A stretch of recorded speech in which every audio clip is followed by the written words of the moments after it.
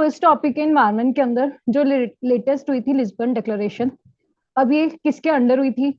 UN ocean conference. मतलब ये start हुई थी, फर्स्ट कॉन्फ्रेंस जो हुई थी यूएन ओशन कॉन्फ्रेंस की, ये हुई थी 2017 के अंदर। और सेकेंड कॉन्फ्रेंस लिस्बन के अंदर हुई है। तो इसीलिए इसका लिस्बन डिक्लेरेशन तो पूछा जा सकता है कि ओशन, जो लिस्बन डिक्लेरेशन है किसके साथ एसोसिएटेड है? ओशन कंजर्वेशन के साथ एसोसिएटेड है और it is signed by all UN members. अब इसी का एक कोस्टल क्लीन सीज कैंपेन है, उसको इंडिया पार्टिसिपेट करता है। तो पता होना चाहिए, एक तो Lisbon declaration sign by all members, ये कहाँ पे आई है? अभी 2022 के हुआ था। स्टार्ट जो हुई थी 2017 में होती है फर्स्ट कॉन्फ्रेंस, सेकंड कॉन्फ्रेंस अभी 2022 में हुई, जिसके अंदर से निकला लिस्बन डिक्लेरेशन। अब इंडिया जो पार्टिसिपेंट है वो कोस्टल क्लीन सीज कैंपेन, इसके बारे में पता होना चाहिए। फिर आ गया यूएन वाटर कन्वेंशन। जो यूएन वाटर कन्वेंशन है, ये जो अडॉप्ट किया है इसको हेलसिंकी जो कैपिटल है फिनलैंड की, 1992 इसके अंदर अडॉप्ट किया था। और ये इनिशियली जो है सिर्फ यूरोप कंट्रीज के लिए था, फिर बाद में यूएन ऑल यूएन मेंबर्स के लिए ओपन कर दिया। और ये रिप्लेस नहीं करता बायलैटरल और मल्टीलेटरल एग्रीमेंट्स को। It encourage the countries to enter into the replace bilateral और मल्टीलेटरल एग्रीमेंट्स। अब आता है इसके अंदर मेन कि ये लीगली बाइंडिंग है, लेकिन इसको किसी भी साउथ एशियन कंट्री ने ज्वाइन नहीं किया है।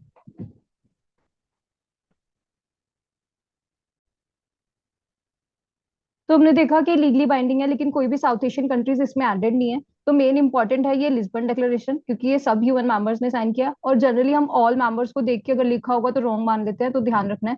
अब आता है एक फर्स्ट यूएन वाटर समिट हुई है ग्राउंड वाटर पर। अब जो ग्राउंड वाटर है इस पे ये इंपॉर्टेंट इसलिए भी है, एक बार स्टेटमेंट आई थी कि इंडिया जो है लार्जेस्ट वर्चुअल जो ग्राउंड वाटर एक्सपोर्टर है, क्योंकि हमारी राइस जो है एक्सपोर्ट होता है और India largest exporter of rice है, इसलिए वर्चुअल एक्सपोर्ट बोला जाता है इसको। अब आ गया ये यूनेस्को द्वारा लाइक ऑर्गेनाइज होती है। अब पता होना चाहिए कि कौन ऑर्गेनाइज करता है, मतलब इसकी बॉडी यूनेस्को है। अब हमने किया था आईआर के अंदर, जो यूनेस्को है उसको कौन करता है कंट्रोल, रेगुलेट कौन करता है, किस बॉडी के अंदर आती है? ये इकोसोक के अंदर आती है। अब एक making the invisible visible campaign है। पहली बात आ सकता है ये किस बारे में बात कर रहा है, तो पता होना चाहिए ग्राउंड वाटर के बारे में, और ये भी यूनेस्को के अंडर ही, मतलब on the behalf of UN water जो यहाँ पे हुई है, इसी के बेसिस पे हमने एक कैंपेन लॉन्च किया है। तो फर्स्ट वाटर समिट है एक तो ग्राउंड वाटर पर, यूनेस्को ने ऑर्गेनाइज किया है। फिर making the invisible visible campaign, ये यूनेस्को का है, ये बताओ। अब इसके अलावा हमने वाटर के ऊपर ऊपर लिस्बन डिक्लेरेशन किया, तो ये इंपॉर्टेंट हो जाएगा। और एक ये कैंपेन, ये यूनेस्को का है। इसी के साथ साथ हमने आईआर के अंदर बीबीएनजे किया था। आईसीस के साथ लिंक्ड है, वो उनक्लोज के अंडर आता है। जो बीबीएनजे है इट मीन्स हो गया कि जो बायोडाइवर्सिटी है बियॉन्ड द नेचुरल जुरिस्डिक्शन, ये अनक्लोज के अंदर है, ये हमने आईआर के अंदर कवर कर लिया। अब उसके बाद आता है कि दिल्ली ड्रॉट बॉक्स, ये 2019 में आया था। बस पूछा जा सकता है कि किसके साथ एसोसिएटेड है, तो यूएनसीसीडी के साथ, जो डेजर्टिफिकेशन वाली कन्वेंशन है। अब ये कब आई थी? 1992 के अंदर जो यूएन कन्वेंशन होती है उसके अंदर आती है ये, और ये लीगली बाइंडिंग है। अभी रिसेंटली इसके अंदर आई है अबिजान कोल या फिर अबिजान डिक्लेरेशन। तो पूछा जा सकता है कि Abidjan declaration is related to what? यहाँ पे हम जो जेंडर इक्वालिटी के थ्रू डिजर्टिफिकेशन को फाइट करना चाहते हैं, तो मतलब फोकस है यहाँ पे जेंडर इक्वालिटी पे। अब आता है कुनमिंग डिक्लेरेशन। इसके अंदर ये पहली बात तो जो कन्वेंशन ऑन बायोडाइवर्सिटी है उसके अंदर आई है। कन्वेंशन ऑन बायोडाइवर्सिटी भी यूएनसीसीडी की तरह 1992 की जो कन्वेंशन थी उसी के अंडर आया था। इसमें थे आईटी बायोडाइवर्सिटी टारगेट्स। अब जो ये आईटी बायोडाइवर्सिटी टारगेट्स में भी ये पूछा जाए कि किसके साथ लिंक्ड है, तो ये सीबीडी के अंदर है। इसको रिप्लेस करके हम जो ग्लोबल बायोडाइवर्सिटी फ्रेमवर्क लेके आ रहे हैं, उस डिक्लेरेशन का नाम है कुनमिंग डिक्लेरेशन। अब इसके अंदर कुछ टारगेट्स है, इसको सब लाइक लर्न करने की जरूरत नहीं है, लेकिन एक लर्न कर सकते हो। जैसे 30/30 का इसके अंदर टारगेट है, तो पूछा जा सकता है कि 30/30 इज रिलेटेड टू व्हाट? तो मैं इसमें एटलीस्ट जो 30% लैंड और एटलीस्ट 30% जो ओशन है उसको कंजर्व करने की बात कर रहे हैं। तो 30/30 टारगेट पूछा जा सकता है। ग्लोबल बायोडाइवर्सिटी फ्रेमवर्क किसके साथ एसोसिएटेड है? तो सीबीडी, कुनमिंग डिक्लेरेशन। अब इसी के अंदर एक रिस्टोरेशन बैरोमीटर है, मतलब जिसके थ्रू हम देखेंगे कि किस तरह रिस्टोर किया जा रहा है। इसके अंदर है बोन चैलेंज जो बैरोमीटर था, ये आईयूसीएन का है। मतलब सिर्फ ये पूछा जा सकता है कि किसके साथ एसोसिएटेड है। जो बोन चैलेंज है वो पता होना चाहिए कि जो हम लाइक ट्रीज की डेजर्टिफिकेशन को फाइट करने के लिए लेके आए थे, ये सीबीडी के साथ लिंक नहीं है, ये सेपरेट है टॉपिक, रिस्टोरेशन बैरोमीटर। उसी तरह हमने गुड स्ट्रेट बैरोमीटर देखा था, वो किसमें है?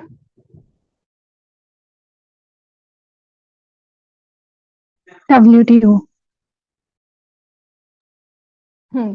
तो जो गुड स्ट्रेट बैरोमीटर देखा था वो देखा था हमने डब्ल्यूटीओ के अंदर। उसी तरह रिस्टोरेशन बैरोमीटर जो है, ये भी पूछा था कि किसके साथ एसोसिएटेड है। जो बॉन चैलेंज था जिसके अंदर हम बात कर रहे थे कि इतने हेक्टेयर्स के अंदर ट्रीज लगाए जाएंगे, वो आईयूसीएन के अंडर है। मे बी बॉडी ना पूछी जाए, लेकिन restoration barometer as a concept पूछा जा सकता है। अब आ गया जो मेजर इस साल था, COP27 जो हुई थी। अब COP27 में बहुत सारी ऑर्गेनाइजेशंस और बहुत सारी बॉडीज जो है बनी है, लेकिन हमने वो देखनी है जिसमें इंडिया ने पार्टिसिपेट किया या फिर इंडिया उसको निग्लेक्ट करता है। अब एक कोर्निविया जो डायलॉग प्रोसेस है, ये न्यूज के अंदर था। अब कंफ्यूजन ये है कि अभी न्यूज के अंदर आया, तो ये मतलब मिस्टेकन कर सकते हैं हम कि ये COP27 के अंदर ही आया है।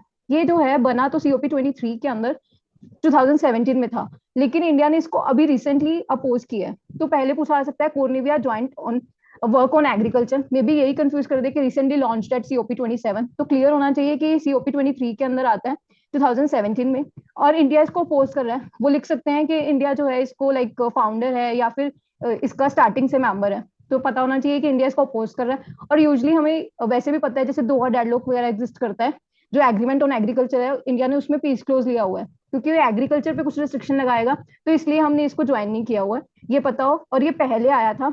और अभी रिसेंटली जो थे, हमने जो अपने लो इमिशन टारगेट्स हैं वो सबमिट किए हैं। तो LT जो लेड्स सबमिट पूछा जा सकता है कि किसके साथ एसोसिएटेड है।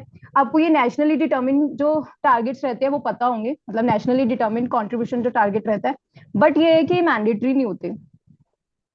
अभी ये जो है LTLs, ये हमने पहले भी किए हैं, 2015 में सबमिट किए थे, अभी रिसेंटली किए हैं हमने COP27 पे।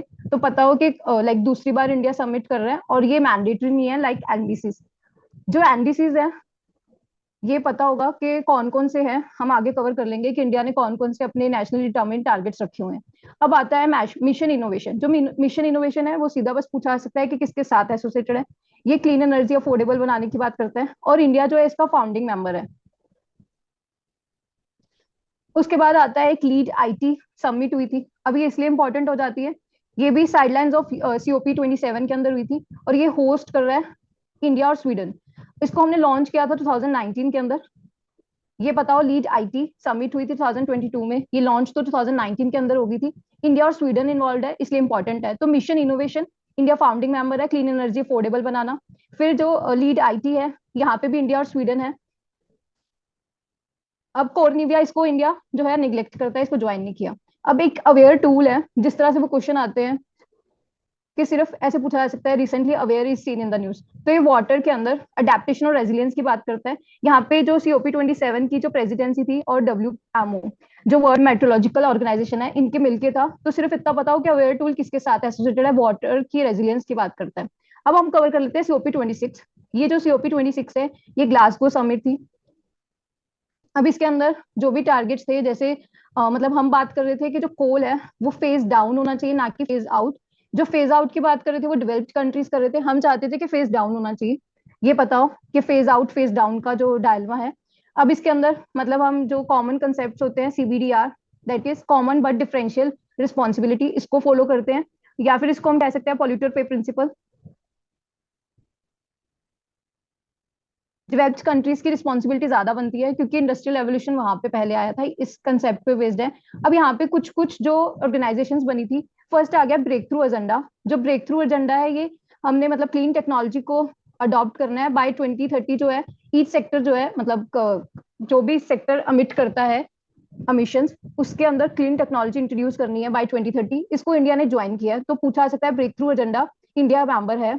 मतलब एक हमने ऊपर देखा मिशन इनोवेशन, फिर हमने देखा लीड IT जो कि इंडिया और स्वीडन का है, इसके अंडर भी इंडिया मेंबर है, और ये 2019 में लॉन्च हुआ। अब आ गया ब्रेक थ्रू एजेंडा, ये COP26 के अंदर हुआ था साइडलाइंस पे, और ये इंडिया इसका मेंबर है। फिर उसके बाद आता है zero emission car and vans, इसका भी मेंबर है। तो बात ये बनती है, अगर आपने एग्जाम हॉल के अंदर गेस्ट करना है, जो भी लाइक व्हीकल्स के साथ लिंक्ड रहता है, ट्रांसपोर्टेशन सेक्टर में कुछ डिकार्बनाइजेशन की बात करता है, वो हम अडॉप्ट कर लेते हैं। लेकिन जैसे ही बात हमारे एग्रीकल्चर पे आती है, वहां पे प्रॉब्लम होती है। अब यहाँ पे आ गया declaration on forest on land use, ये इंडिया ने ज्वाइन नहीं किया। तो बस इतना पूछा जा सकता है कि इंडिया मेंबर है या नहीं। ये इतनी सी नॉलेज बहुत है कि declaration on forest and land use ये बना था, और इंडिया ने ज्वाइन नहीं किया। फिर एक है fact forest agriculture and commodity trade, इसको भी इंडिया ने ज्वाइन नहीं किया है। उसी तरह beyond oil and gas alliance बना था, इसका भी इंडिया मेंबर नहीं है। अब सीधा पूछा जा सकता है कि side bank declaration is related to what, ये बात करता है शिपिंग सेक्टर के अंदर जीरो इमिशन की। जिस तरह शिपिंग सेक्टर के अंदर पोलर कोड पूछ लिया था, इस बार हो सकता है कि साइड बैक डिक्लेरेशन पूछ ले। उसी तरह जो शिपिंग सेक्टर के अंदर जो पॉल्यूशन को बात लाइक कम करने की बात करता है, उसके लिए एक है मार्पोल कन्वेंशन।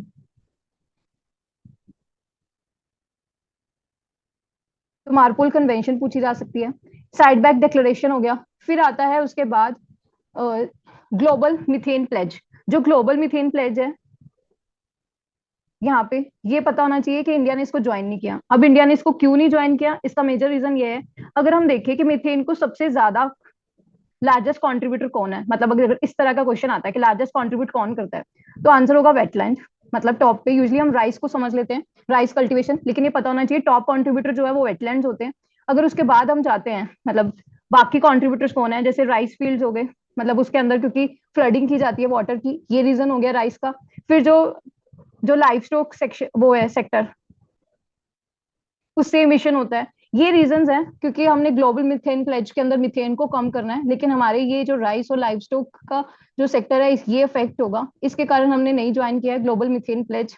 अब जो मीथेन गैस के बारे में डिस्कस करते हैं, अगर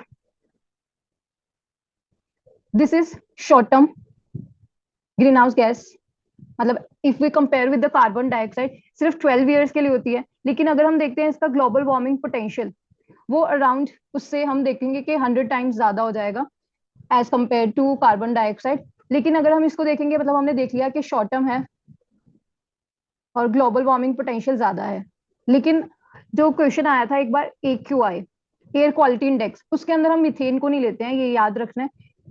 इसके अंदर अगर हम देखें जो एयर क्वालिटी इंडेक्स है, 8 गैसेस होती हैं मेन, आपको ये पता होना चाहिए, CO2 भी नहीं लेते हैं और जो मीथेन है वो भी नहीं लेते हैं। जो 8 गैसेज है वो देख लेनी है, मतलब PM2.5 PM10 है इसके अंदर, और इसके अंदर कार्बन मोनोऑक्साइड है, फिर नाइट्रस ऑक्साइड है, लेड है, अमोनिया है, लेकिन मेन याद रखना है कि कार्बन डाइऑक्साइड भी नहीं आता, मीथेन भी नहीं आता।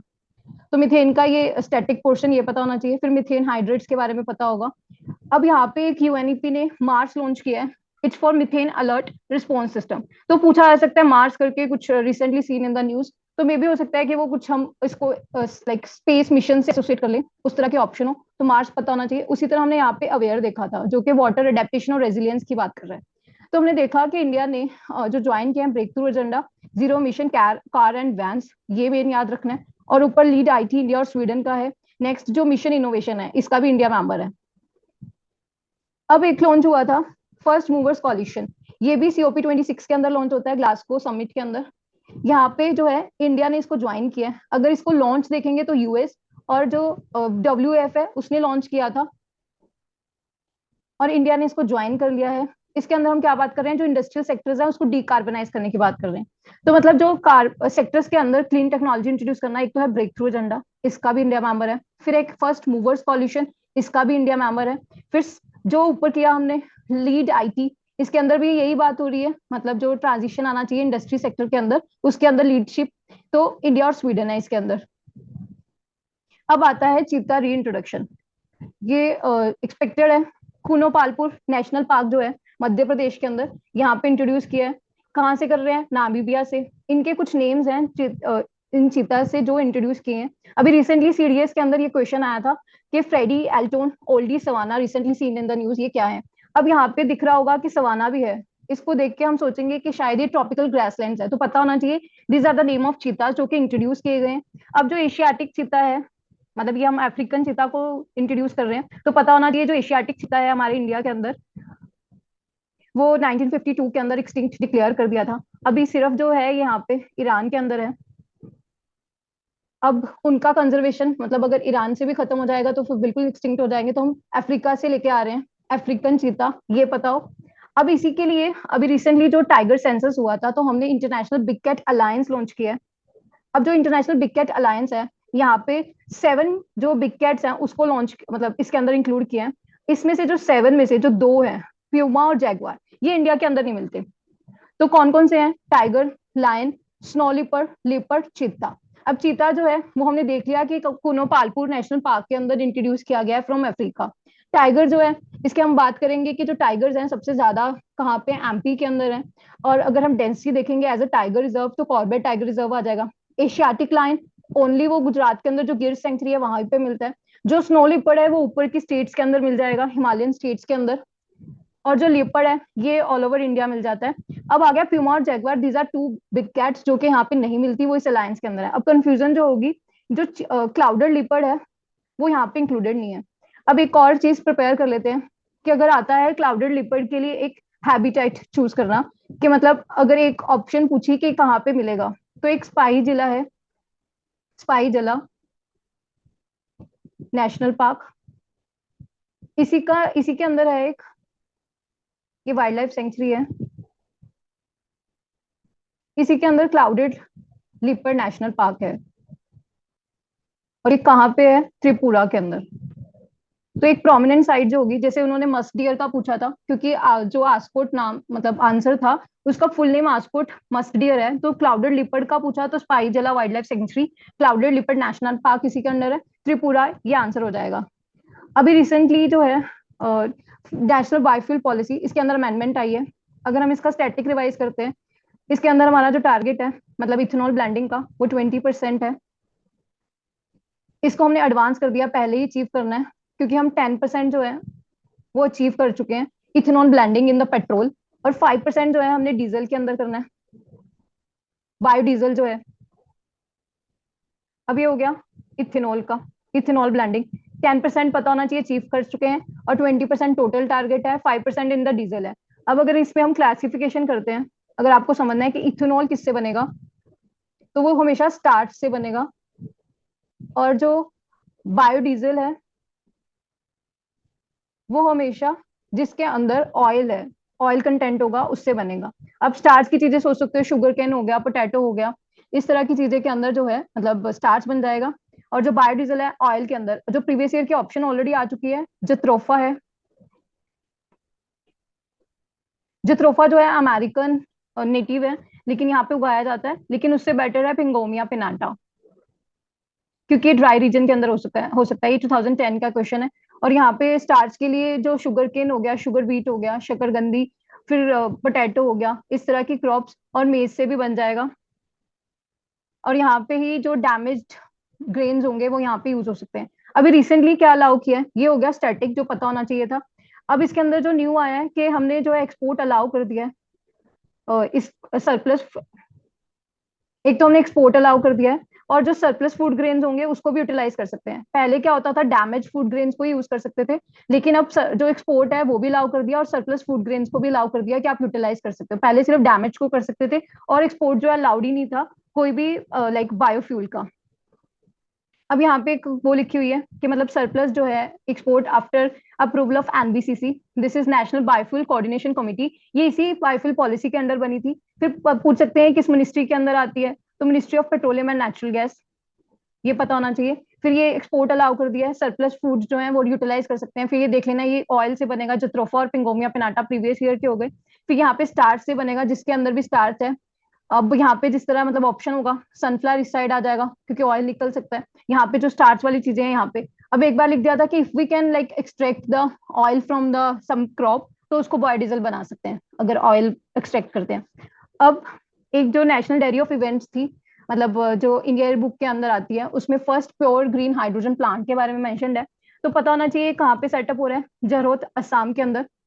अब ग्रीन हाइड्रोजन के कारण ये कंसेप्ट पूछा जा सकता है डेप्थ के अंदर, कि यहाँ पे ग्रीन हाइड्रोजन जो है कहाँ से बनती है, जो इलेक्ट्रोलाइसिस ऑफ वाटर से बने रिन्यूएबल सोर्स के अंदर। पिंक हाइड्रोजन जो होगी वो न्यूक्लियर एनर्जी से बनेगी, येलो हाइड्रोजन सोलर एनर्जी से बनेगी, मतलब सन का कलर जो है येलो, आप एसोसिएट कर सकते हो। जो व्हाइट है वो फ्रैक्चरिंग के थ्रू बनेगी, मतलब जो ग्राउंड सर्फेस से हम जैसे शेल गैस वगैरह निकालते हैं, वहां से अगर हम एक्सट्रैक्ट कर रहे हैं तो वहां से व्हाइट हाइड्रोजन बनेगी। ब्लू पता है पानी के साथ एसोसिएटेड है, मतलब जो कैप्चर की होगी CO2, black and brown hydrogen through the gasification of coal, यहाँ पे जो है ब्लू हाइड्रोजन बन जाएगी जो हमने कैप्चर की हुई है कार्बन डाइऑक्साइड, मतलब CCUS जो हम बोलते हैं, कार्बन कैप्चर्ड सिस्टम जो है। अब आता है ग्रीन हाइड्रोजन जो है, ये कोस्टलियर है देन द ब्लू, ग्रे और ब्लैक हाइड्रोजन, क्योंकि यहाँ पे जो इलेक्ट्रोलाइसिस ऑफ वाटर या फिर रिन्यूएबल रिसोर्सेज इन्वॉल्व है। ये हो गए टाइप्स ऑफ हाइड्रोजन पूछा जा सकता है, या फिर सीधा के एक स्टेटमेंट जो जहाँ पे 3 स्टेटमेंट ही होती है, तो एक ऑप्शन के थ्रू में भी एलिमिनेशन में सीधा आ जाए, तो जरहोत असम के अंदर कर रहे हैं। अब अगर हम देखते हैं नेचुरल गैस, उसकी प्राइसिंग, इसको हमने इकोनॉमी के फ्रंट फेज में कवर कर लिया, तो वहां से कर लेना है कि इसके अंदर जो भी चेंजेस आई हैं, कि मंथली पे हम चले जा चुके हैं। पहले हम बायएनुअली करते थे, फिर पहले हम 4 इंटरनेशनल हब्स का यूज करते थे प्राइसेस, अब हम इम्पोर्टेड का देखेंगे, ये वहां से कवर कर लेना है। फिर जो 4 हब्स हैं, मतलब हेनरी हब वगैरह, वो देख लेने हैं कि कौन से थे वहां पे। इकोनॉमी सेक्शन में हमारा कवर हो चुका है। अब इसके अलावा नेचुरल गैस का अगर हम देखेंगे कि लार्ज कहाँ पे प्रोड्यूस किया जाता है, लार्जेस्ट जो है मतलब मोर देन 70% जो है, जो ऑयल इंडिया लिमिटेड है वही करती है, ये पता हो। और इसी के अंदर सबसे लार्जेस्ट प्रोड्यूसर अगर हम देखते हैं नेचुरल गैस के अंदर, तो असम है। तो उसी रीजन में वहां पे इंफ्रास्ट्रक्चर ऑलरेडी डेवलप्ड है। अब एक फर्स्ट ऑर्किडेरियम जो है सेटअप किया गया है काली टाइगर रिजर्व के अंदर। अब काली टाइगर रिजर्व के अंदर जो है फर्स्ट ऑर्किडेरियम लाइक बनाया गया है, तो ऑर्किड्स के ऊपर इंटरेस्ट हो सकता है। जो लेवेंडर फेस्टिवल भी किया गया इस बार, ये लेवेंडर फेस्टिवल जो है कहाँ पे बनाया गया, ये JNK के अंदर। और जो काली टाइगर रिजर्व है, इसी का पूरा नाम है दंदेली अंशी टाइगर रिजर्व। और यहाँ पे काली रिवर बहती है, इसलिए दंदेली अंशी टाइगर रिजर्व को काली टाइगर रिजर्व भी बोलते हैं। तो पता हो फर्स्ट ऑर्किडेरियम कहाँ पे बना है। फिर फर्स्ट लेवेंडर फेस्टिवल जो है ये JNK के अंदर सेलिब्रेट किया है। अब ये हो गया जो कंसेप्ट इसके साथ एसोसिएटेड है कोरल रीफ्स के साथ। क्रायोमेश, इस बार क्या पूछा था, biorock technology is associated with what, तो क्या था, प्रोटेक्शन ऑफ कोरल रीफ्स। तो उसी तरह क्रायोमेश पूछा जा सकता है। जो क्रायो है वो पता होगा, क्रायो जो होता है कि लाइक जो नेगेटिव टेम्परेचर में जाके जो काम किया जाता है, जो टेक्नोलॉजी जैसे हमारी क्रायो टेक्नोलॉजी है स्पेस के अंदर, जो हमारा GSLV Mark 3 है, तो वैसी तरह क्रायोमेश जो है किसके साथ एसोसिएटेड होगा, ये कोरल रीफ्स को रिवाइवल करने के लिए, ये पता हो। अब क्रायोमेश, एक कंसेप्ट आ सकता है ब्लैक कोरल्स क्या होते हैं। अब कोरल्स हैं तो हम सोचेंगे एल्गी तो होगी, लेकिन इसमें एल्गी नहीं है, और ये डेप्थ के अंदर मिलते हैं। और बट ये है कि इसका नाम पे नहीं जाना, ये ब्लैक कलर की नहीं होती। मतलब कोरल जो है न्यू मिले हैं, absence of algae, zooxanthellae algae जो होती है वो प्रेजेंट नहीं है। अब इसके अलावा जो प्रीवियस ईयर में क्वेश्चन आ रखा है, मतलब हम सोचते हैं कि कोरल रीफ सुंदरबंस में भी होंगी, लेकिन उस ऑप्शन को हटा के, मतलब जैसे गल्फ ऑफ मन्नार में मिल जाती हैं, गुजरात गल्फ ऑफ कच्छ वहां पे भी होती हैं, अंडमान एंड निकोबार हो गया वहां पे है, लक्षद्वीप आइलैंड्स, लेकिन सुंदरबंस के अंदर नहीं है। क्योंकि वहां पे अगर हम देखेंगे गंगा ब्रह्मपुत्र डेल्टा में बनता है, तो उस कारण फ्रेश वाटर ज्यादा आता है, तो उस वजह से वहां पे उतनी सैलिनिटी नहीं होती जितनी कोरल रीफ्स के लिए चाहिए होती है। अब आता है कंसेप्ट क्लाउड फॉरेस्ट का। क्लाउड फॉरेस्ट लिखा हुआ तो हम सोचेंगे, अगर ऑप्शन के अंदर इन्वायरमेंट के साथ कुछ दिया हुआ तो हम सोचेंगे जानबूझ के कंफ्यूज किया हुआ है। तो हमें पता होना चाहिए एक्चुअली को फॉरेस्ट की बात कर रहे हैं, बस क्लाउड इसलिए रखा है, मतलब क्लाउड उस क्लाउड कंप्यूटिंग पे नहीं जाना। यहाँ पे कैनोपी जो होती है 10% से ज्यादा होती है, और जो फोग है 70% ऑफ द टाइम से ज्यादा यहाँ पे फोग रहती है, इस कारण इसको क्लाउड फॉरेस्ट बोला जाता है। अब इसी के लिए एक इन्वेस्टमेंट इनिशिएटिव लॉन्च किया गया है। अब जो लाइक CF25 है, ये न्यू कंसेप्ट है, अभी तक इतना कुछ आया नहीं है कि कुछ इन्वेस्टमेंट यहाँ पे अभी स्टार्ट होगी। क्लाउड फॉरेस्ट कंसेप्ट पूछा जा सकता है, CF25 में भी पूछ लें तो क्लाउड फॉरेस्ट के साथ एसोसिएटेड है। अब रिसेंटली एक न्यूज में एनिमल था, हम महाबली फ्रॉग, ये महाबली फ्रॉग जो है इसको पर्पल फ्रॉग बोलते हैं, ये एंडेमिक है वेस्टर्न घाट्स के अंदर, तो पता होना चाहिए, पूछा जा सकता है। अब हम बात कर लेते हैं स्टैटिक की, कि जो प्रीवियस के अंदर आ चुके हैं एनिमल जो वेस्टर्न घाट्स में जो एंडेमिक है, एक तो हो गया लाइन टेल्ड मकाक,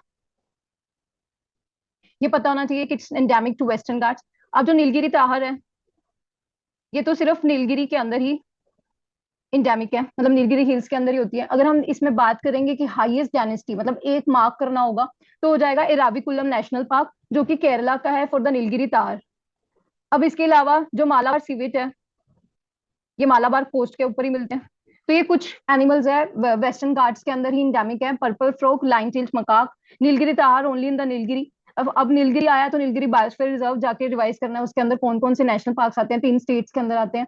फिर मालाबार सिविट हो गया केरला का, ये हो गया महाबली फ्रॉग के अंदर साथ जो न्यूज के अंदर था।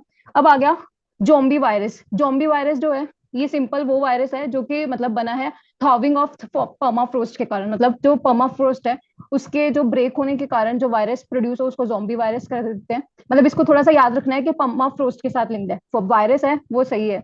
जो आ गया zombie ice, dead ice, doomed ice, ये कंसेप्ट पूछा जा सकता है।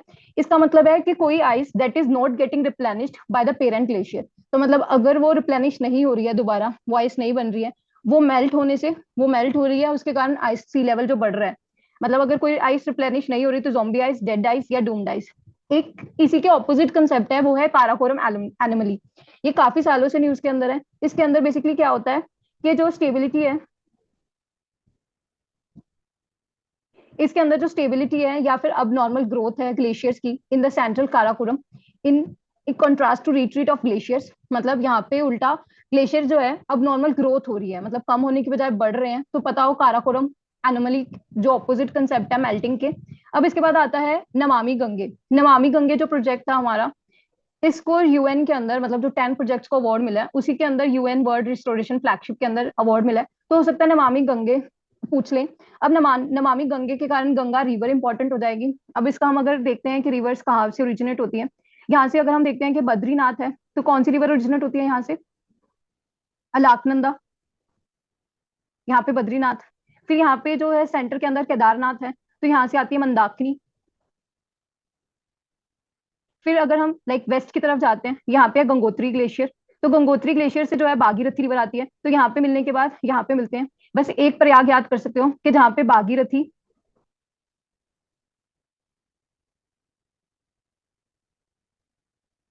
और अलकनंदा मिलते हैं, उसको बोलते हैं देवप्रयाग। यहाँ पे हो गया बद्रीनाथ से अलकनंदा आती है, केदारनाथ से मंदाकिनी आती है, और गंगोत्री से भागीरथी आती है। तो ये पता होना चाहिए। गंगोत्री नेशनल पार्क है, वो भी मस्क डियर मिल जाएगा, प्रीवियस ईयर का ऑप्शन है। मंदाकिनी जो है कहाँ से ओरिजिनेट होती है, ये प्रीवियस ईयर 2020 में पूछा था, गलत दिया हुआ था, तो पता होना चाहिए केदारनाथ से आती है। अब ये हो गया नमामि गंगे का जो स्टैटिक है गंगा रिवर का। नेशनल गंगा काउंसिल जो है रिसेंटली क्रिएट किया है, जो इससे पहले थी national Ganga river basin authority. ये प्रीवियस ईयर के अंदर 2-3 बार अपीयर हो चुकी है। इसको जो है मतलब हेड जो करते हैं वो प्राइम मिनिस्टर करते थे। अब इसको लाइक हटा के जो न्यू नेशनल गंगा काउंसिल बनाया है वो इन्वायरमेंट प्रोटेक्शन एक्ट के अंदर क्रिएट किया है। तो इन्वायरमेंट प्रोटेक्शन एक्ट पूछा जा सकता है कि उसके अंदर कौन कौन सी बॉडीज क्रिएट की हैं। तो नेशनल गंगा काउंसिल पता होना चाहिए कि इसी के अंदर बनी है, और किसको रिप्लेस करके बनी है, ये क्वेश्चन बन सकता है। फिर गंगा का स्टैटिक आ सकता है। अब अगर हम देखते हैं इन्वायरमेंट प्रोटेक्शन एक्ट के अंदर, इसी के अंदर ही अगर बॉडीज देखते हैं, जैसे सेंट्रल ग्राउंड वाटर अथॉरिटी, ये 2 बार पूछी 2019 में, फिर उसके बाद 2022 के अंदर भी आई। इसी के अंदर जो जीईएसी है ये भी पूछ चुके हैं। जेनेटिकली इंजीनियरिंग और एग्रीकल्चर कमेटी जो कि जीएम क्रॉप्स की अप्रूवल देती है, वो भी इसी के अंडर बनी है। फिर इसी के अंदर ही जो भी लाइक वो आते हैं, इन्वायरमेंट प्रोटेक्शन जोन्स बनते हैं, ईएसजेड, इकोनॉमिक जो इन्वायरमेंट सेंसिटिव जोन्स बनते हैं, इको सेंसिटिव जोन्स, वो भी इसी के अंदर बनते हैं इन्वायरमेंट प्रोटेक्शन एक्ट के अंदर। फिर जो भी रूल्स आते हैं, जैसे ई वेस्ट रूल्स हो गए, प्लास्टिक वेस्ट रूल्स हो गए, solid waste management rules, bio waste, biomedical waste management rules, ये सब इन्वायरमेंट प्रोटेक्शन एक्ट के अंदर आते हैं। ये 2 मेन बॉडीज जो प्रीवियस ईयर में पूछ रही है, ये पता हो कि इसी के अंदर क्रिएट की गई थी। अब आते हैं टाइगर रिजर्व। टाइगर रिजर्व जो स्टैटिक पोर्शन है वो रिवाइज कर लेने हैं कि कौन कौन से टाइगर रिजर्व है वो इंपॉर्टेंट है, और एटलीस्ट जितने प्रीवियस ईयर के ऑप्शंस में रिपीट हो चुके हैं। पहले जो साउथ के Nilgiri biosphere reserve, Agasthyamalai biosphere reserve, इन दोनों को प्रिपेयर कर लेना। इसी के अंदर बहुत सारे लाइक नेशनल पार्क्स वगैरह प्रिपेयर हो जाते हैं। टाइगर रिजर्व जो है जो रिटेस्ट में क्रिएट किए गए थे वो है रामगढ़ विषधारी, ये हो गया राजस्थान का। रानीपुर टाइगर रिजर्व ये हो गया यूपी का। गुरु घसीदास टाइगर रिजर्व ये है छत्तीसगढ़ का। अब राजस्थान के जो 3 है वो पता होने चाहिए, और जो क्रिएट पहले से एग्जिस्ट करते हैं। एक तो हमारा है रैंथमबोर नेशनल पार्क जो ऊपर की तरफ है, मतलब उसके बाद जो सबसे ऊपर है, मतलब नॉर्थ राजस्थान में पड़ता है, वहां पे हो गया हमारा सरिस्का टाइगर रिजर्व। जो नीचे की तरफ है वो मुकुंदरा। अब इसके अंदर जो पता होना चाहिए, जो रैंथमबोर है इसके अंदर कौन सी रिवर्स बहती हैं? Chambal and Banas.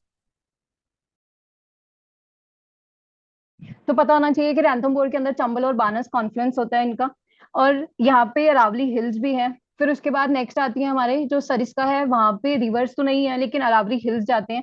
जो मुकुंदरा है वहां पे कोई अरावली हिल्स नहीं जाते, ये पता हो। रामगढ़ विषधारी ये पूछा जा सकता है कि कौन सी स्टेट्स के अंदर है। रैंथमबोर मोस्ट इंपॉर्टेंट है उसकी रिवर्स, क्योंकि प्रीवियस ईयर में कियोल आदियो गाना जो यहाँ पे वेटलैंड है उसके सामने ऑप्शन दिया था कॉन्फ्लुएंस ऑफ जो है बानस और चंबल। तो पता हो कि बानस और चंबल कहाँ पे बहती है, रैंथमबोर के अंदर बहती है, और वहीं पे जो अरावली और विंध्या हिल्स हैं वो भी मिलते हैं। और अरावली अगर स्टैंड अलोन लर्न करना हो कि रैंथमबोर के अंदर है, फिर उसके बाद सरिस्का के अंदर है लेकिन मुकुंदरा के अंदर नहीं है। फिर आता है रानीपुर टाइगर रिजर्व यूपी के अंदर।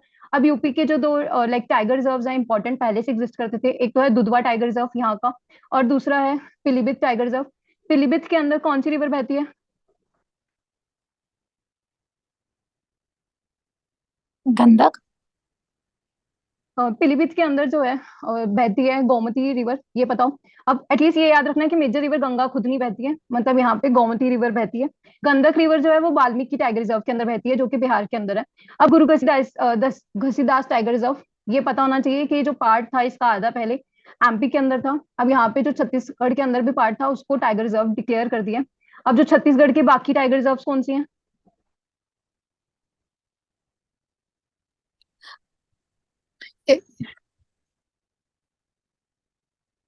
Indravati Indravati tiger tiger reserve, reserve पता होना चाहिए उदांती वहां पे, सिट्टा नदी। इंद्रावती।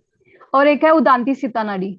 जो उदांती सीता नदी नदी है वो बेसिकली वहां पे जो अगर हम देखेंगे एक वाइल्ड लाइफ इंपॉर्टेंट, वो वाइल्ड लाइफ जो वाइल्ड वाटर बफलो है वहां पे मिल जाती है। और जो दूसरी हमने की है अभी इंद्रावती, तो इंद्रावती पता होना चाहिए गोदावरी की ट्रिब्यूटरी है। तो ये कुछ कुछ टाइगर रिजर्व रिवाइज कर लिए हमने। लार्जेस्ट जो टाइगर्स हमने कर लिया एमपी के अंदर होते हैं। हाईएस्ट लार्जेस्ट टाइगर हैबिटेट जो है वो नागार्जुना सिरिसाइलम टाइगर रिजर्व के अंदर है। अब जो नागार्जुना सिरिसाइलम टाइगर रिजर्व है, ये क्वेश्चन पूछा हुआ है ऑलरेडी कि जो लार्जेस्ट टाइगर हैबिटेट है वो कहाँ पे है। इसको क्रिटिकल टाइगर हैबिटेट बोलते हैं।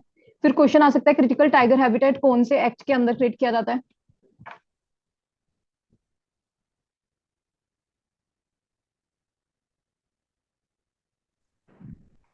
ये पीपीए। क्रिएट किया जाता है wild life protection act WP. के अंदर। ये पता होना चाहिए वाइल्ड लाइफ प्रोटेक्शन एक्ट के अंदर जो है क्रिटिकल टाइगर हैबिटेट क्रिएट किया जाता है। और लार्जेस्ट एरिया यहीं पे है क्योंकि यही largest tiger reserve of India है। अब यहाँ पे जो है कौन सी रिवर बहती है, कृष्णा रिवर बहती है। और दूसरी चीज यहाँ पे कौन सी हिल्स है, ये इन्फॉर्मेशन है नालामाला हिल्स। अगर इन्फॉर्मेशन हो कि हमें कि आंध्र प्रदेश के अंदर पड़ते हैं क्योंकि वहां पे नगर नागार्जुना सिरसालम टाइगर रिजर्व है, उसके ही कई बार ऑप्शन में दिया होता है, मतलब साउथ के कुछ वो दिए होते हैं टाइगर रिजर्व वगैरह, तो हमको एलिमिनेशन में हेल्प होती है। तो ये इन्फॉर्मेशन वहां पे यूज हो सकती है। और उसी के साथ साथ क्योंकि आंध्र प्रदेश और तेलंगाना ये पार्ट थे साथ में थे पहले, तो नागार्जुना सिरिसालम टाइगर रिजर्व का जो काउंटर पार्ट है इन तेलंगाना, उसका नाम है अमरावती टाइगर रिजर्व। तो वहां पे भी हिल्स यही है नालामाला टाइगर रिजर्व। लेकिन कृष्णा रिवर यहाँ पे नहीं बहती है क्योंकि कृष्णा रिवर का जो फ्लो है वो ये पता होना चाहिए कि मतलब उसका रिवर क्या क्या फ्लो है। कि अगर हम देखें कौन कौन सी लाइक स्टेट्स के अंदर बहती है, पहले तो रीजन कहाँ से है। कृष्णा का महाराष्ट्र में। महाराष्ट्र के अंदर जो महाबलेश्वर हिल्स है, महाबलेश्वर के पास से ये कृष्णा रिवर जो है ओरिजिनेट होती है। और इसके साथ साथ कौन कौन सी स्टेट्स के अंदर जाती है तो हम इसको काउंट करते हैं, तो एक महाराष्ट्र है, फिर कर्नाटका है, उसके साथ साथ आंध्र प्रदेश है, और इसके साथ पुडुचेरी का यनम हो जाएगा कि यहाँ पे कृष्ण रिवर बहती है। तो तेलंगाना के अंदर कृष्ण रिवर जाती नहीं है। ये अगर इन्फॉर्मेशन हो कई बार क्वेश्चन में एलिमिनेशन में हेल्प हो जाती है। फिर आता है कॉर्बेट टाइगर रिजर्व, यहाँ पे हाईएस्ट डेंसिटी है टाइगर्स की, हाईएस्ट नंबर ऑफ टाइगर्स भी अगर आएगा तो यहाँ पे आ जाएगा। कॉर्बेट टाइगर रिजर्व इनफैक्ट हमारी इंडिया की फर्स्ट टाइगर रिजर्व ही है, मतलब ओल्डेस्ट टाइगर रिजर्व है। अब इसके अंदर कौन सी रिवर बहती है, बहुत बार पूछा है। रामगंगा रिवर जो है यहाँ पे बहती है, यहाँ पे गंगा नहीं बहती। दो तीन बार तो यही मेंशन किया है कि गंगा रिवर बहती है, तो पता हो कॉर्बेट के अंदर रामगंगा बहती है।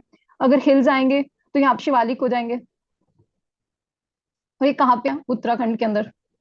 ये हो गया कॉर्बेट टाइगर रिजर्व कवर कर लिया हमने। और मैं अभी यहाँ पे ये भी बता देती हूँ कि उत्तराखंड के अंदर जो एक और टाइगर रिजर्व है वो कौन सी है, राजा जी टाइगर रिजर्व। राजा जी। जो राजा जी टाइगर है इसके अंदर गंगा बहती है। कंफ्यूज क्या किया गंगा था एंड कि सोन। कॉर्बेट के अंदर बहती है, तो पता हो कि गंगा राजा जी के अंदर बहती है लेकिन रामगंगा जो है कॉर्बेट के अंदर बहती है। ये हो गया टाइगर्स का क्रिटिकल टाइगर हैबिटेट कहाँ पे क्रिएट किए जाते हैं, वाइल्ड लाइफ प्रोटेक्शन एक्ट के अंदर। टाइगर रिजर्व्स भी किसके अंदर क्रिएट की जाती है, वाइल्ड लाइफ प्रोटेक्शन एक्ट के अंदर। अब आता है हम एलिफेंट्स का यहीं पे कवर कर लेते हैं। एलिफेंट जो रिजर्व्स है वो प्रिपेयर करने की जरूरत नहीं है सच, वो नहीं पूछी है आज तक। टाइगर रिजर्व्स पे इन्वेस्ट करने का टाइम फायदा है। इनफैक्ट अगर नहीं याद कर सकते सारी की सारी जो न्यू है यहाँ पे मेंशन कर दी। फिर इनफैक्ट जो मैंने लार्जेस्ट वो भी कवर कर लिया है हमने।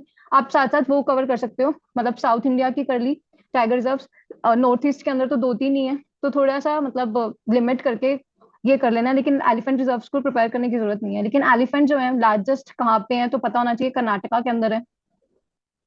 अगर एलिफेंट रिजर्व देखेंगे नंबर ऑफ एलिफेंट रिजर्व किस के अंदर है तो तमिलनाडु के अंदर और असम के अंदर है। लेकिन जो मोस्ट इंपॉर्टेंट फैक्ट जो है इस चीज के लिए कि जो एलिफेंट रिजर्व है वो वाइल्ड लाइफ एक्शन एक्ट के अंदर नहीं क्रिएट की जाती।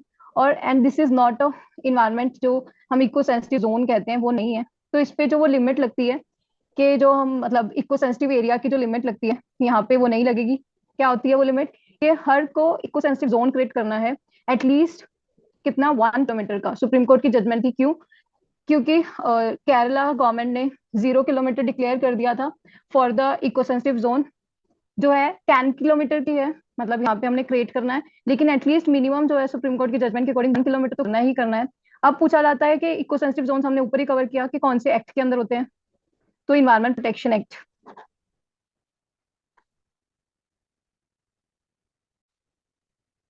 तो eco sensitive zones are created under environment protection act 1986। उसके अंदर एटलीस्ट इको सेंसिटिव जोन्स जो है 1 किलोमीटर डिक्लेयर करने हैं। लेकिन जो एलिफेंट रिजर्व है वहां पे ये अप्लाई नहीं होता है। यही जो लाइक एलिफेंट टाइगर फोर्स जो टास्क फोर्स है उसने यही डिमांड की थी कि इनको भी इको सेंसिटिव एरियाज डिक्लेयर कर दीजिए ताकि वो लिमिट अप्लाई हो। तो ये हमने कवर कर लिया स्टैटिक जो था। अब इसके बाद जो इम्पोर्टेंट पॉइंट जो मतलब कुछ क्वेश्चंस आते हैं जिसके अंदर अगर लार्जेस्ट कुछ प्लांट पता हो, जैसे 2022 के अंदर क्वेश्चन था कि लार्जेस्ट प्लांट जो है सोलर प्लांट वो गुजरात के अंदर है। अगर ये हमें नॉलेज होती है उससे क्वेश्चन एलिमिनेट होकर आंसर आ जाता है। तो एक बार देख लेते हैं, लार्जेस्ट सोलर प्लांट बदला राजस्थान के अंदर है। लार्जेस्ट फ्लोटिंग सोलर प्लांट ये पूछ चुके हैं, लेकिन वहां पे सिर्फ स्टेट पूछा था, केरला आई थिंक मेंशन किया था। ये है तेलंगाना के अंदर रामागुंडम। ये अब पूछा जा सकता है कि कहाँ पे है रामागुंडम, तेलंगाना के अंदर। फिर first fully solar powered city ये सांची, ऑल्दो हमने जो कल्चर के करंट अफेयर से वहां पे कवर कर लिया है। 100% जो फुली सोलर पावर्ड एयरपोर्ट कहाँ पे है, ये भी 2022 का ऑप्शन था। कोचिन के अंदर जो है वो एयरपोर्ट, कोचिन एयरपोर्ट हमारा, वो 100% फुली सोलर पावर्ड है। फिर जो फर्स्ट 24/7 सोलर पावर्ड विलेज पूछा जा सकता है, मोधेरा विलेज। पहले कुछ सोर्सेज के अकॉर्डिंग, मतलब जो मोधेरा विलेज आप पता होगा कि गुजरात के अंदर पड़ता है, क्योंकि वहां पे मोधेरा सन टेम्पल पता होता है। अब जो मोधेरा विलेज है ये गुजरात के अंदर है। ये 100% जो फर्स्ट 24/7 सोलर पावर्ड विलेज है। कुछ सोर्सेज के अकॉर्डिंग पहले जो फाइंग विलेज है मेघालय का उसको भी कहते थे, लेकिन आपको ये मोधेरा विलेज याद रखना है। और जो कोचीन हो गया Kerala, first solar powered Sanchi हो गया। Largest floating solar plant Ramagundam हो गया। लार्जेस्ट सोलर प्लांट बदला हो गया।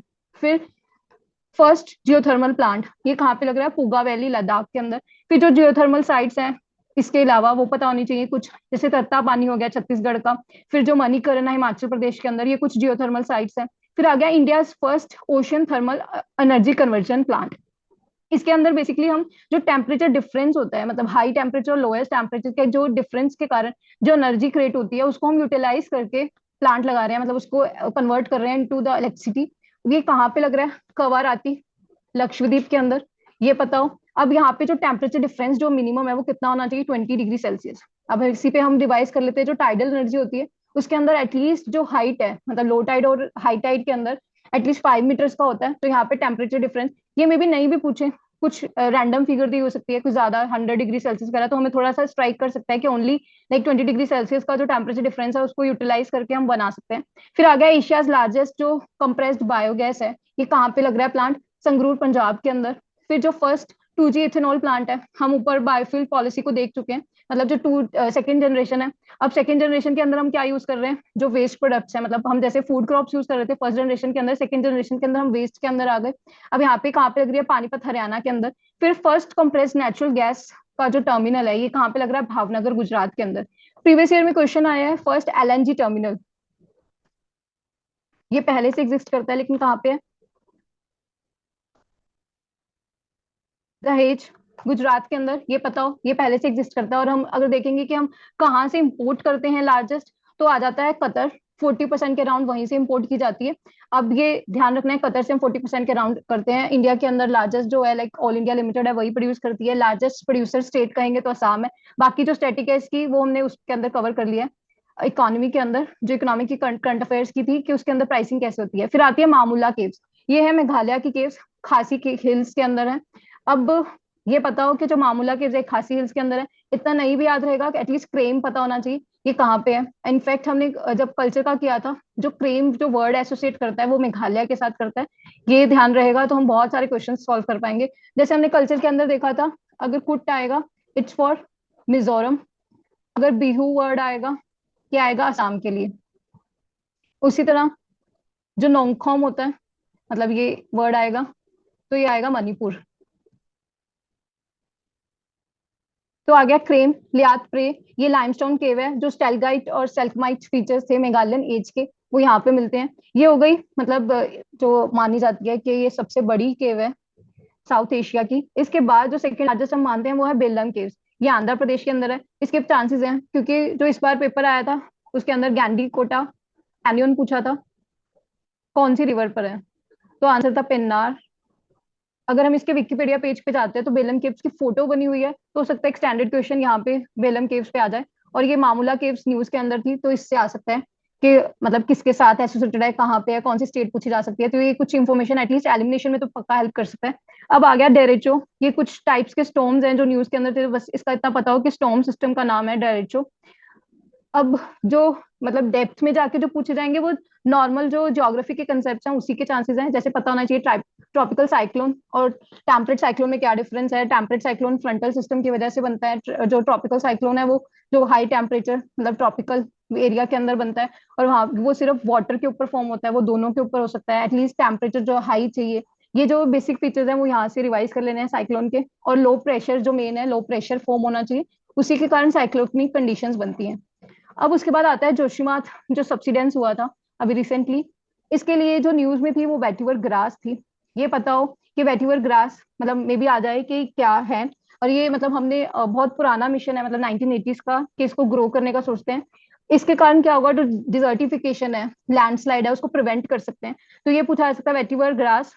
अब आता है कि 4 मठ्स, क्योंकि ये वन ऑफ द मठ है आदि शंकराचार्य द्वारा।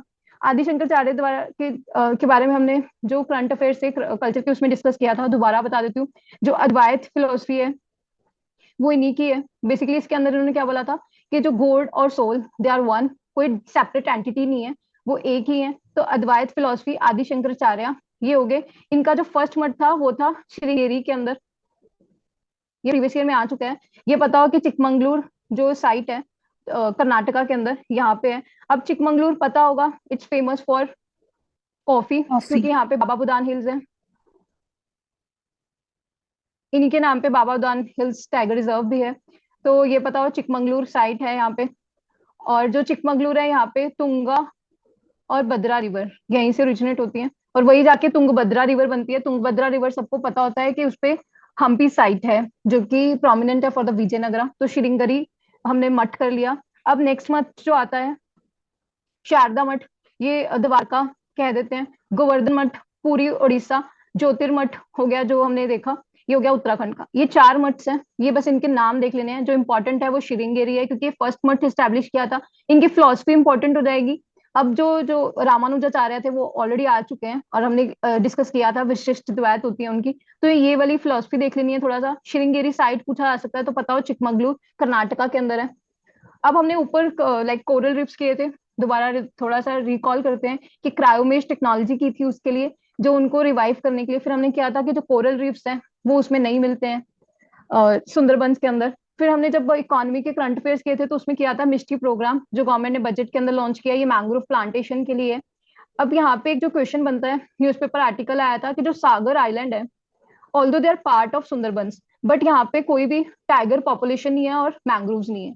तो कंफ्यूज किया जा सकता है, ये एक्सेप्शन होगी, तो इसको लर्न कर लेना है। ये न्यूज़पेपर आर्टिकल था कि सागर जो आइलैंड है, although it's part of Sundarbans, but यहाँ पे टाइगर पॉपुलेशन नहीं है। और पता है कि यहाँ पे लाइक फ्लोटिंग बंगाल टाइगर होता है, सुंदरबंस टाइगर रिजर्व है। It's a Ramsar wetland as well. यहाँ पे गंगा ब्रह्मपुत्र डेल्टा बनता है। यहाँ पे कोरल रिफ्स नहीं मिलते हैं, इसी का पार्ट है सागर आइलैंड। तो ये ध्यान रख लेना है। अभी हमने ऊपर ग्रीन हाइड्रोजन कवर की थी। ग्रीन हाइड्रोजन के अंदर हमने देखा था कि जो भी वाटर को लाइक इलेक्ट्रोलाइसिस के थ्रू बनता है, या जो रिन्यूएबल एनर्जी से बनाते हैं, वो ग्रीन हाइड्रोजन कहते हैं। फर्स्ट हाइड्रोजन प्लांट देखा था, ग्रीन हाइड्रोजन प्लांट, जो कि जोरहट असम के अंदर लग रहा है। प्रीवियस ईयर में जो क्वेश्चन आ रखा है 2-3 बार, कि जो कोकिंग कोल है वो हम इंपोर्ट करते हैं for the manufacturing of steel. ये स्टैटिक हो गया, जो कवर होना चाहिए। स्टील इंडस्ट्री पता होना चाहिए कि उसके अंदर कोकिंग कोल यूज होता है, और आयरन और यूज होती है, और साथ में मैंगनीज यूज होता है।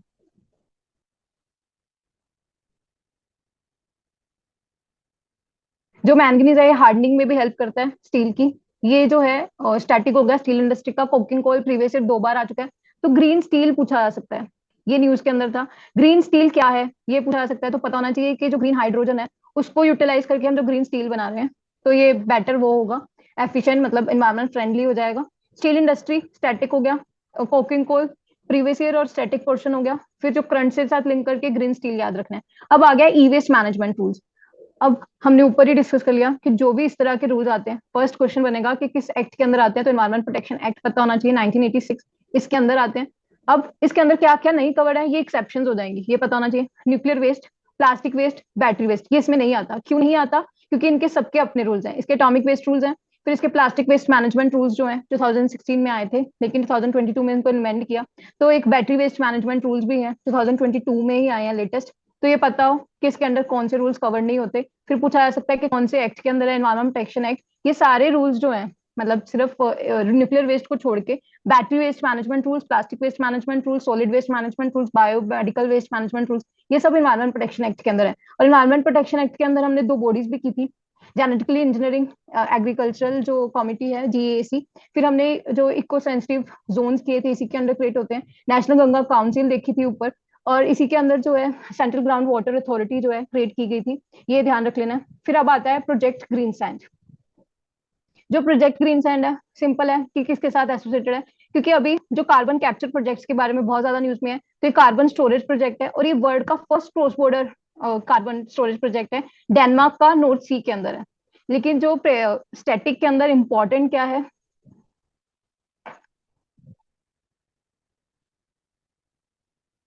इसका स्टैटिक के अंदर ये इंपॉर्टेंट है कि नॉर्थ सी के अंदर कौन सी रिवर जाती है, जो प्रीवियस ईयर के अंदर 2 बार आ चुकी है। नॉर्थ सी के अंदर अगर हम देखेंगे कि कौन सी रिवर फ्लो होती है, वो है थेम्स रिवर, ये ध्यान रहे। अब आ जाता है इंडिया का first carbon neutral. First carbon neutral के अंदर, क्योंकि फर्स्ट फर्स्ट इंपॉर्टेंट है जो हमने ऊपर कवर किए हैं, जैसे फर्स्ट सोलर सिटी सांची हो गया, ये हमने ऊपर देखा था, और इसी के अंदर मोदेरा फर्स्ट विलेज हो गया सोलर पावर्ड। फिर फर्स्ट जो 100% सोलर पावर एयरपोर्ट हमने कोचिन किया, प्रीवियस ईयर का ऑप्शन। लार्जेस्ट सोलर पार्क किया बदला राजस्थान। फिर हमने लार्जेस्ट वो देखा कि फ्लोटिंग सोलर पार्क कहाँ पे लग रहा है, वो है रामागुंडम आंध्र प्रदेश के अंदर। तो पंचायत जो है ये न्यूज के अंदर था, जो पल्ली इन जम्मू कश्मीर है, ये फर्स्ट कार्बन न्यूट्रल है, तो ये पता होना चाहिए। ये कौन सी है, फार्म जो है मतलब इराविकुलम केरला, एर्नाकुलम सॉरी एर्नाकुलम केरला के अंदर जो एलुवा प्लेस है वहां का फार्म। लेकिन ये प्रोमिनेंट है कि पंचायत कौन सी डिक्लेयर की गई है, पल्ली इन जम्मू। फिर power exchange India energy exchange हो गया, एटलीस्ट ये पता होना चाहिए कि कौन सी पंचायत जो है वो सोलर मतलब कार्बन न्यूट्रल है, पल्ली इन जम्मू कश्मीर। अब आगे हमारे INDC टारगेट्स, जैसे हमने ऊपर देखा था, अभी इंडिया ने जो लॉन्ग टर्म जो एमिशन टारगेट्स किए थे सबमिट COP27 के अंदर, हमने देखा था कि ये NDC की तरह मैंडेटरी नहीं है, ये बताओ। अभी हमने लेटेस्ट सबमिट किए हैं।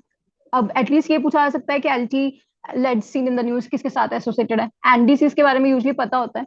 अब जो एनडीसीज हैं, इसके कंफ्यूजन क्या होगी, क्योंकि पंचामृत जो इंडिया ने अडॉप्ट किए थे COP26 के अंदर, उसके अंदर 5 हमने फैक्टर्स अडॉप्ट किए थे, वो सिर्फ प्राइम मिनिस्टर की स्पीच थी। लेकिन जो एनडीसीज होते हैं वो सेपरेट होते हैं, मतलब इसको मोइफसी हैंडल करते हैं। इसके अंदर जो हमारे टारगेट्स सबमिट किए जाते हैं स्पेसिफिकली अलग से, तो पता होना चाहिए कि हमने अब कौन से टारगेट जो हैं सबमिट किए हैं। तो अगर हम देखें एनडीसीज जो है 2015 में 33 to 35% हमने जो एमिशन इंटेंसिटी कम करनी थी, इसको अडॉप्ट करके, मतलब ये पंचामृत उसके अंदर भी था स्पीच के अंदर कि 45% कर देंगे हम। अब ये जो लाइक इंस्टॉल्ड कैपेसिटी जो है for the non fossil sources, ये हमने 50% कर दी, पहले था 40%, ऑलरेडी हमारी 42% हम अचीव कर चुके हैं।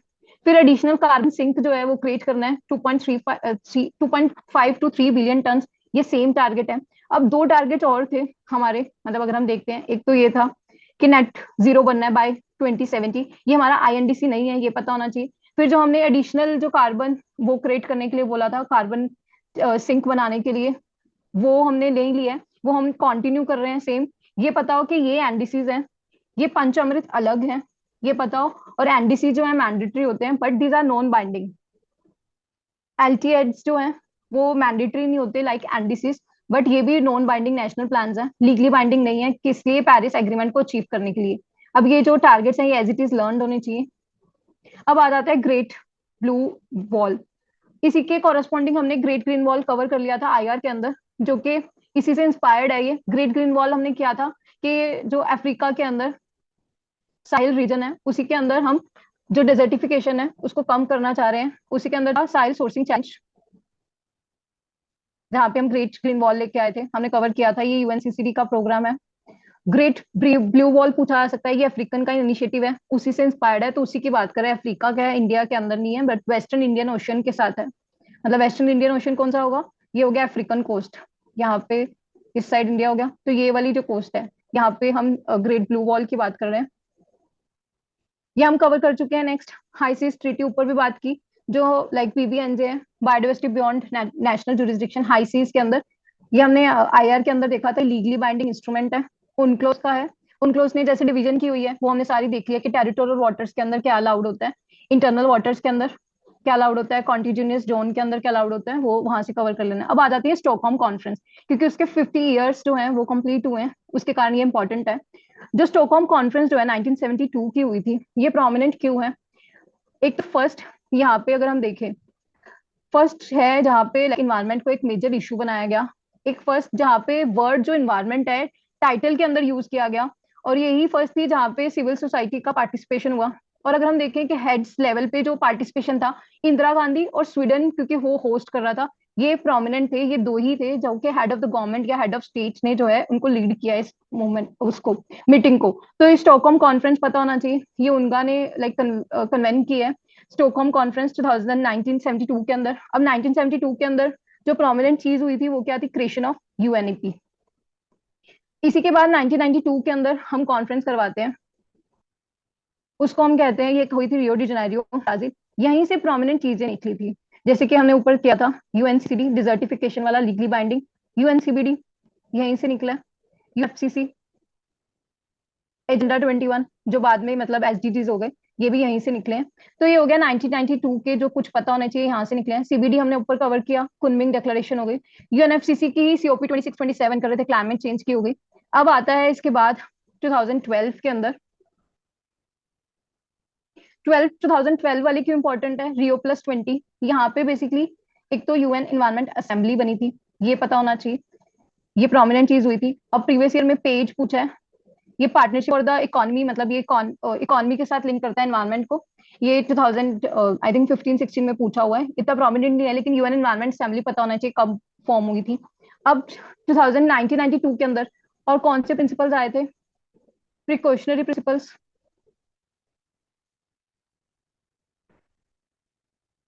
ये पता हो, अब ये पता होना चाहिए यूएनईपी कब फॉर्म हुई थी। स्टॉकहोम कॉन्फ्रेंस प्रोमिनेंट है, फर्स्ट टाइम इन्वायरमेंट एक मेजर इशू बनता है, और इसी कॉन्फ्रेंस के बाद ही हमारे जो मेजर अमेंडमेंट्स होती है 1972 के अंदर।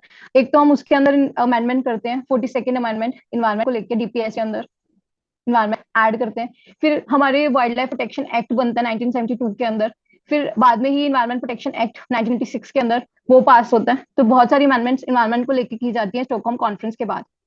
अब एक अमिट मिशन है, ये नासा का है, बस ये पता होना चाहिए, ये जो मिनरल डस्ट सोर्स है उसकी इन्वेस्टिगेशन के लिए है।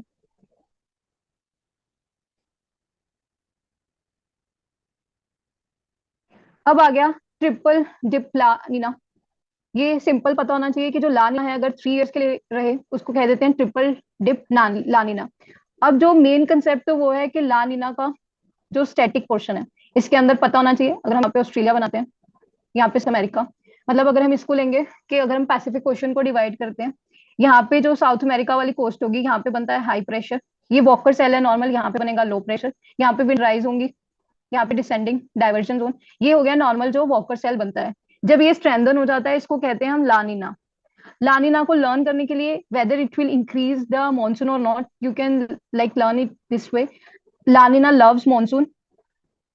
और जो एलिनो होगा वो उसका ऑपोजिट होगा। सिमिलर सिचुएशन में क्या होगा, यहाँ पे हाई प्रेशर हो जाएगा और यहाँ पे लो प्रेशर, तो उल्टी विंड्स बहेंगी, तो उसको एलिना कहते हैं। ये पता हो ट्रिपल लानिना, ये हमने लर्न कर लिया कि loves लानिना loves monsoon.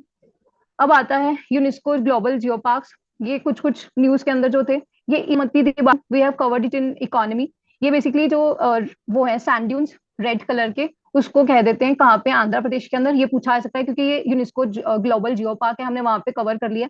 Dinosaur fossil national park जो है मध्य प्रदेश के अंदर है, मध्य प्रदेश के अंदर ही जो फोसिल से नेशनल पार्क है तो पता हो, लेकिन हमने एक जमार तरह किए थे जो कि वहां पे थे कल्चर करंट अफेयर्स के अंदर, ये बताना चाहिए राजस्थान के अंदर है। अब आता है कि इंडिया की फर्स्ट डार्क स्काई रिजर्व।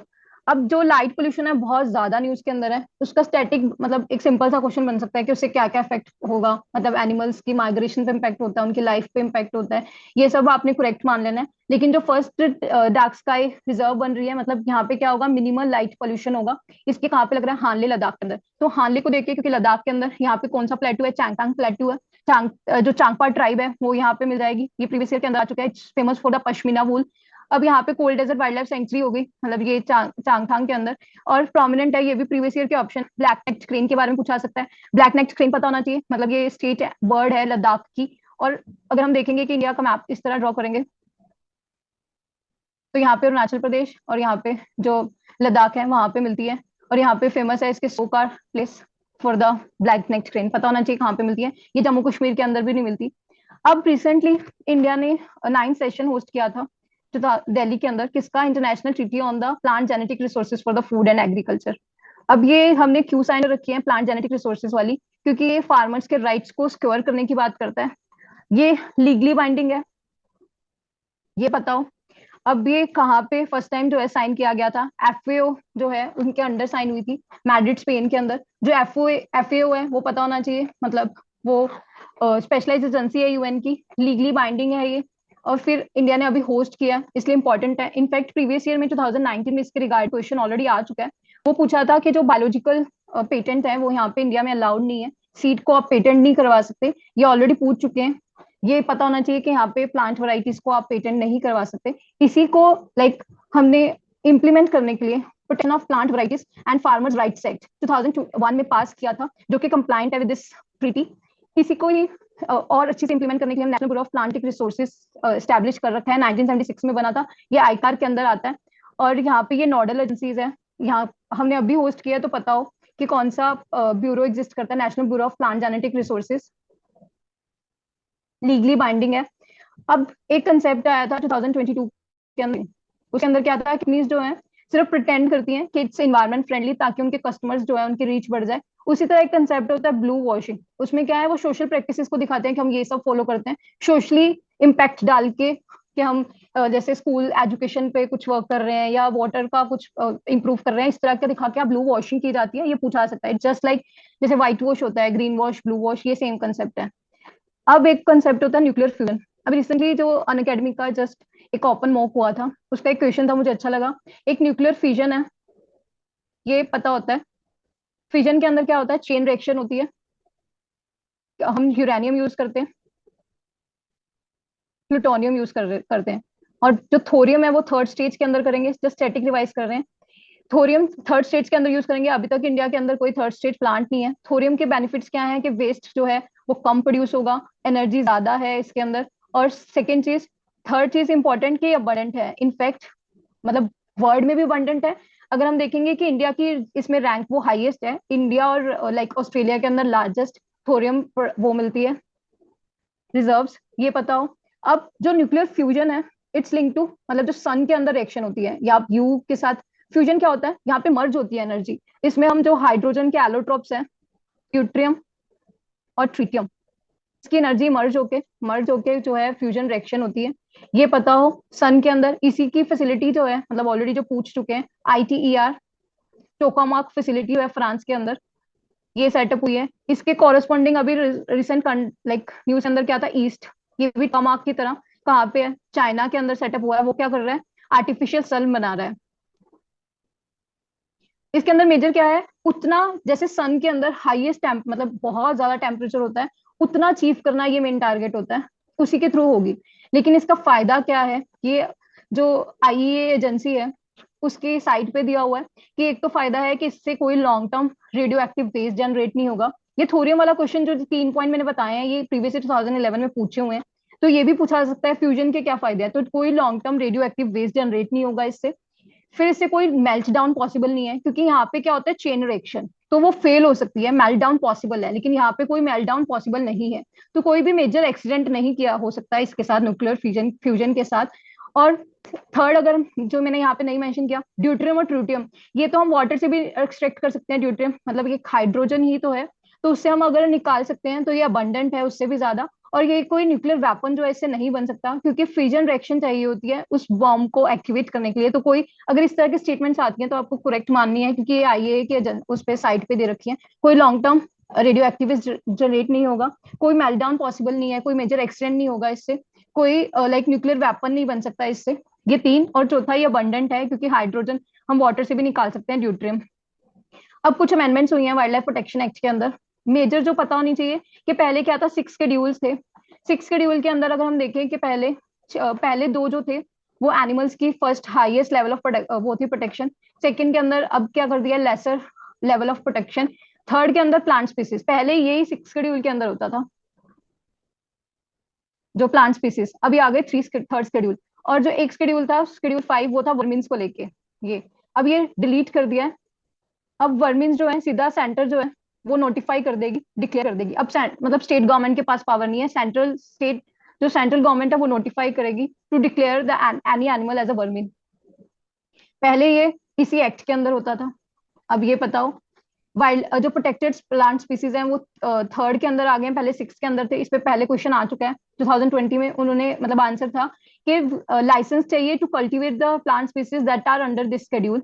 अब जो शेड्यूल 1 है इसमें हाईएस्ट लेवल ऑफ प्रोटेक्शन है, सेकंड शेड्यूल के अंदर animal with the lesser level of protection, schedule 4 के अंदर जो है जो भी साइट्स के अंदर डाले हैं एनिमल्स उनकी प्रोटेक्शन। मतलब हम मेजर अगर देखें जो साइट्स हैं उसको फुलफिल करने के लिए यहाँ पे अमेंडमेंट्स लेके आए हैं। तो इसके अंदर हमने एक मैनेजमेंट अथॉरिटी की है जो कि एक्सपोर्ट और इंपोर्ट परमिट्स को देखेगी, एक साइंटिफिक अथॉरिटी सेटअप की है ताकि इसको एडवाइस करेगी, ये पता हो साइट्स को इम्प्लीमेंट करने के लिए।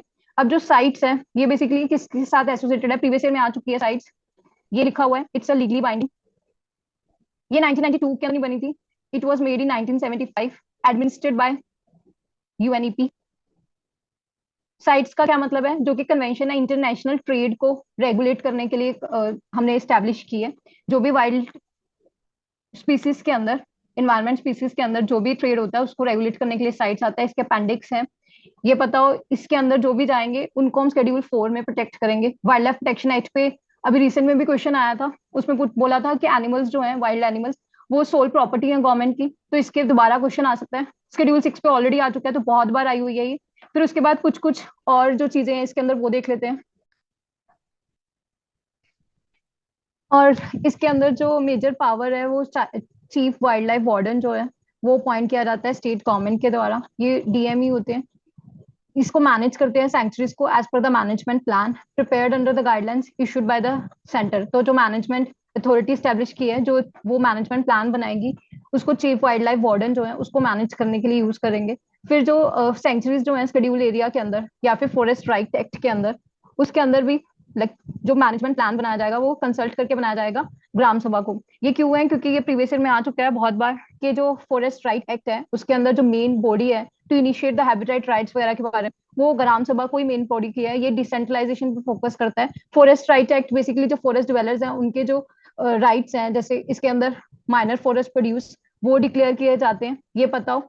अब माइनर एक और चीज रिवाइज कर लेते हैं, माइनर फॉरेस्ट प्रोड्यूस बैम्बू को लेके एक कंफ्यूजन रहती है। बैम्बू है this is also minor forest produce.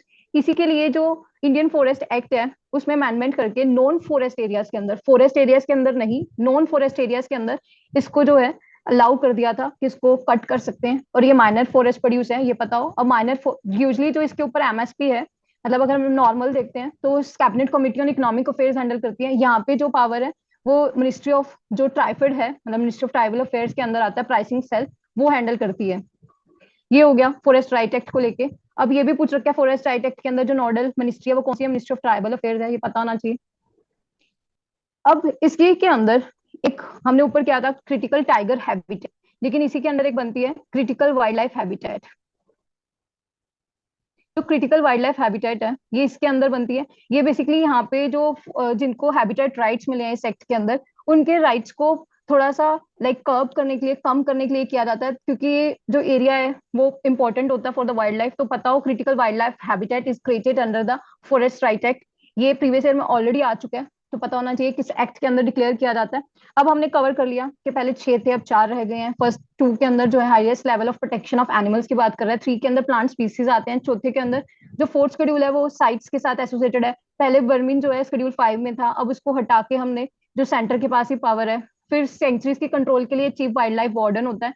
अब कंजर्वेशन जो रिजर्व है वो पहले जो है क्रिएट जाती थी, स्टेट गवर्नमेंट नोटिफाई करता था पहले सिर्फ, अब सेंटर भी कर सकता है। अब जो कंजर्वेशन रिजर्व आने के कारण हम रिवाइज कर लेते हैं जो वाइल्ड लाइफ प्रोटेक्शन एक्ट है इसके अंदर basically national parks, wild life sanctuaries, tiger reserve ये सब इसी के अंदर क्रिएट की जाती हैं। और साथ में conservation reserve, community reserve. Community reserve जो होता है वो प्राइवेट लैंड के ऊपर होता है, कंजर्वेशन रिजर्व जो होता है जो पब्लिक गवर्नमेंट लैंड है उसके ऊपर क्रिएट करते हैं। नेशनल पार्क इसी के अंदर होते हैं, वाइल्ड लाइफ सेंचुरीज होती हैं, फिर टाइगर रिजर्व होते हैं। हमने पहले ही देख लिया था कि एलिफेंट रिजर्व जो इसके अंडर नहीं होते। अब हम बात कर लेते हैं कि जो इनके अंदर बॉडीज बनती हैं, कौन कौन सी बॉडीज बनती हैं इसके अंदर। जो नेशनल टाइगर कंजर्वेशन अथॉरिटी है वो इसी के अंदर बनती है। कौन हेड करते हैं इसको, मिनिस्ट्री ऑफ एनवायरमेंट। अब जो national wild life, national board for wild life जो है ये इसी के अंदर सेटअप किया जाता है, उसको कौन हेड करते हैं, prime minister, national board for wild life. फिर इसी के अंदर जो सेंट्रल जू अथॉरिटी सेटअप की जाती है ये पता हो, सेंट्रल जू अथॉरिटी हो गया, नेशनल टाइगर कंजर्वेशन अथॉरिटी हो गया, national board for wild life हो गया, इसको प्राइम मिनिस्टर हेल्ड करते हैं। फिर ये जो कुछ एरियाज हैं ये डिक्लेयर किए जाते हैं। अब इसके अलावा और क्या क्या क्रिएट किया जाता है बचा है? Chief warden. Chief wild life warden, यही रह गया था ना बस। Okay, wild life crime control bureau, ये भी इसी के अंदर बनता है। तो हमने किया national tiger conservation authority, national board for wild life इसी के अंदर बनता है। फिर उसके बाद जो सेंट्रल जू अथॉरिटी है वो इसके अंदर बनती है। Wild life crime control bureau, वो भी इसी के अंदर बनता है। ये कवर कर लेने। और एक रह गया क्रिटिकल टाइगर हैबिटेट, जो हमने ऊपर देखा था, ये भी इसी के अंदर क्रिएट किया जाता है। हमने सारा रिवाइज कर लिया। वाइल्ड लाइफ प्रोटेक्शन एक्ट, इसके बारे में एक्ट का इतना सफिशिएंट है, उसके शेड्यूल्स देख लिए, कौन कौन सी बॉडी बनती है, कौन से प्रोटेक्टेड एरियाज इसके अंदर क्रिएट किए जाते हैं। अब इसके अंदर एक और प्रोविजन जो न्यू आया है वो पता होना चाहिए, एलिफेंट्स को लेके आया है। एलिफेंट्स का बेसिकली जो ट्रांसपोर्ट है वो अलाउ कर दिया है, कैप्टिव एलिफेंट्स का ट्रांसपोर्ट फॉर रिलीजियस और एनी अदर पर्पस, और उसके पास ओनरशिप सर्टिफिकेट है तो मतलब रिलीजियस पर्पस के लिए एलिफेंट का ट्रांसपोर्ट जो है अलाउ कर दिया है, ये पता हो। अब इसके अलावा अगर आप सरेंडर करना चाहते हो कोई भी एलिफेंट कैप्टिव एनिमल, वो आप कर सकते हो। किसको करोगे? चीफ वाइल्ड लाइफ वार्डन, जो इसी के अंडर क्रिएट किया जाता है। फिर चीफ वाइल्ड लाइफ वार्डन जो है अपॉइंट कौन करती है? सेंट्रल स्टेट गवर्नमेंट करती है। अब इसके अंदर ये है कि अगर आप लाइक अपनी विश से वॉलंटरी सरेंडर कर रहे हो तो आपको कोई कंपनसेशन नहीं मिलेगा। ये हमने कवर कर लिया वाइल्ड लाइफ प्रोटेक्शन एक्ट। अब कुछ कुछ जो पेस्टिसाइड्स जो है, इंसेक्टिसाइड्स न्यूज के अंदर थे, ये है क्लोरोफाइरिफोस, फिप्रोनिल, एट्राजिन हो गया, और पैराक्वाइट। पैराक्वाइट काफी देर से न्यूज के अंदर था, तो पूछा जा सकता है कि पैराक्वाइट क्या है रिसेंटली इन द न्यूज, इस तरह से क्वेश्चन बनाया जाता है। तो आपको पता होना चाहिए पेस्टिसाइड्स इंसेक्टिसाइड्स की बात कर रहे हैं। पैराक्वाइट को हम लाइक ट्राई कर रहे हैं कि रोटरडैम के अंदर इसको प्रिवेंट कर दे, मतलब इसको बैन कर दिया जाए, इसके कंट्रोल होना चाहिए ट्रेड के अंदर, इसके अंदर ऐड हो जाए इसके नेक्स्ट ईयर के अंदर, बट अभी तक ऐड नहीं हुआ है। तो ये कुछ न्यूज के अंदर थे, तो इसी से कुछ निकलते हैं। एक है स्टॉकहोम कन्वेंशन ऑन जो पॉल्यूटेंट्स होते हैं, पॉप्स, ऑर्गेनिक पॉल्यूटेंट्स, इसी के अंदर एक होता है डजन पॉल्यूटेंट्स, डजन 12 करके आ सकता है कि डजन पॉल्यूटेंट्स किसके साथ एसोसिएटेड है, तो स्टॉकहोम के साथ, क्योंकि स्टार्टिंग के अंदर इसके अंदर जो थे 12 थे, धीरे धीरे और ऐड हो गए हैं। वो सारे आप नहीं कर सकते जो प्रीवियस ईयर में ऑलरेडी आ चुके हैं। एक क्वेश्चन आया था ई वेस्ट पूछा था, which of the following are the e waste, तो उसके अंदर एक हेप्टाक्लोर था, तो पता होना चाहिए heptachlor its link to insecticide, जो यहाँ पे कवर्ड है।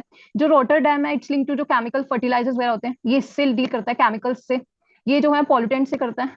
जो ये पॉप्स होते हैं इनकी मेजर क्या प्रॉब्लम होती है कि एक तो फैट सोल्यूबल होते हैं, तो मतलब ये इन्वायरमेंट के अंदर जल्दी जल्दी जाते नहीं है, फैट सोल्यूबल है तो बायो मैग्निफिकेशन अकोमुलेशन की प्रॉब्लम होती है, और ये लॉन्ग लिव्ड होते हैं।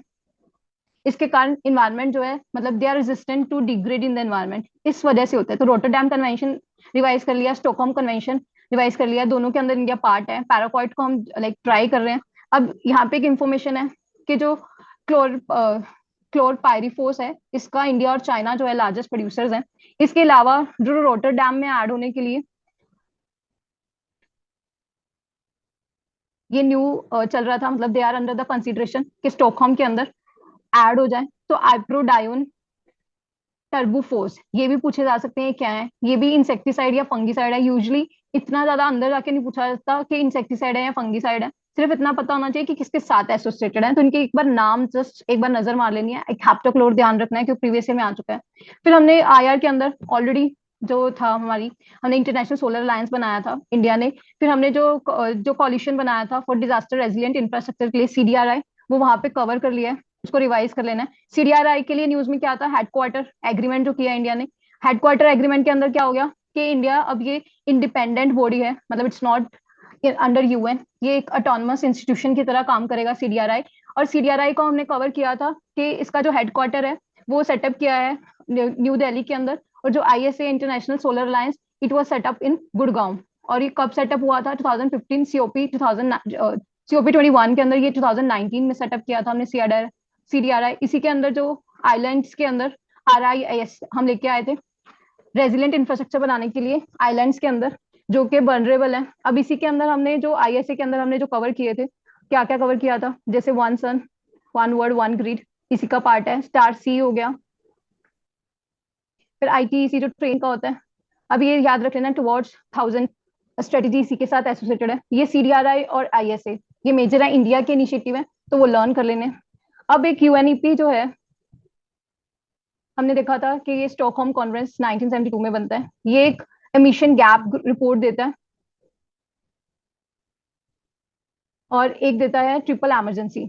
और भी बहुत सारी रिपोर्ट्स होती हैं, लेकिन ये दो तीन जो मेजर है वो पता हो। अब ये पूछा जा सकता है triple emergency is link to what, तो इन्वायरमेंट डिग्रेडेशन, क्लाइमेट चेंज और पॉवर्टी, इन तीनों को मिला के ट्रिपल इमरजेंसी कहते हैं। अभी मैंने एमिशन गैप रिपोर्ट बताया, तो पता हो एमिशन गैप रिपोर्ट मतलब होता है, ये गैप जो है किसके बीच में देखा जाता है, ये पता होना चाहिए कि जो एमिशन गैप है इसका मतलब है जितना बेसिकली आपने टारगेट किया है, मतलब INDC जितने हैं, बिटवीन जितना आपको करना चाहिए, मतलब किस चीज के लिए, ताकि जो 1 डिग्री सेल्सियस या हमने 2.5 डिग्री सेल्सियस का जो टारगेट है अब ऑफ द इंडस्ट्रियल ईरा, जो हमने क्लाइमेट, इसके बीच में जो गैप है उसको एमिशन गैप रिपोर्ट कहते हैं।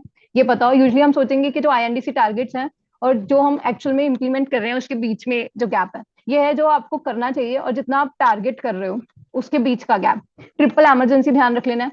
अब जो हमारा नेशनल क्लीन एयर प्रोग्राम है ये बहुत पुराना है, 2017 में लॉन्च हुआ था। इस पे क्वेश्चन भी ऑलरेडी आ चुका है, लेकिन ये अब इस बार के लिए इसलिए इंपॉर्टेंट है क्योंकि इसके टारगेट्स चेंज हुए हैं। 40% टारगेट रखा है हमने, पहले था 20 to 30%। कब तक? 2024 तक, लेकिन अब है 2026। तो पुराना टारगेट छोड़ सकते हैं, 40% टारगेट है हमारा रिड्यूस करना। और कौन से लेवल्स देख रहे थे वैसे? 2017 के लेवल्स। और कब तक करना है रिड्यूस? 2026 तक। इसी के अंदर नॉन अटेनमेंट सिटीज होती हैं, मतलब जहाँ पे बेसिकली किसके बेसिस पे, जो कि नाकर्स जो है उसको फुलफिल नहीं कर पा रही है, national ambient air quality standards उनको फुलफिल नहीं कर पा रही है, वो 123 नॉन अटेनमेंट सिटीज हैं। अब इसके अंदर एक 8 मिलियन प्लस सिटीज भी हैं जो कि आइडेंटिफाई करता है, 15 फाइनेंस कमीशन ने की है, ये इसको कवर करता है।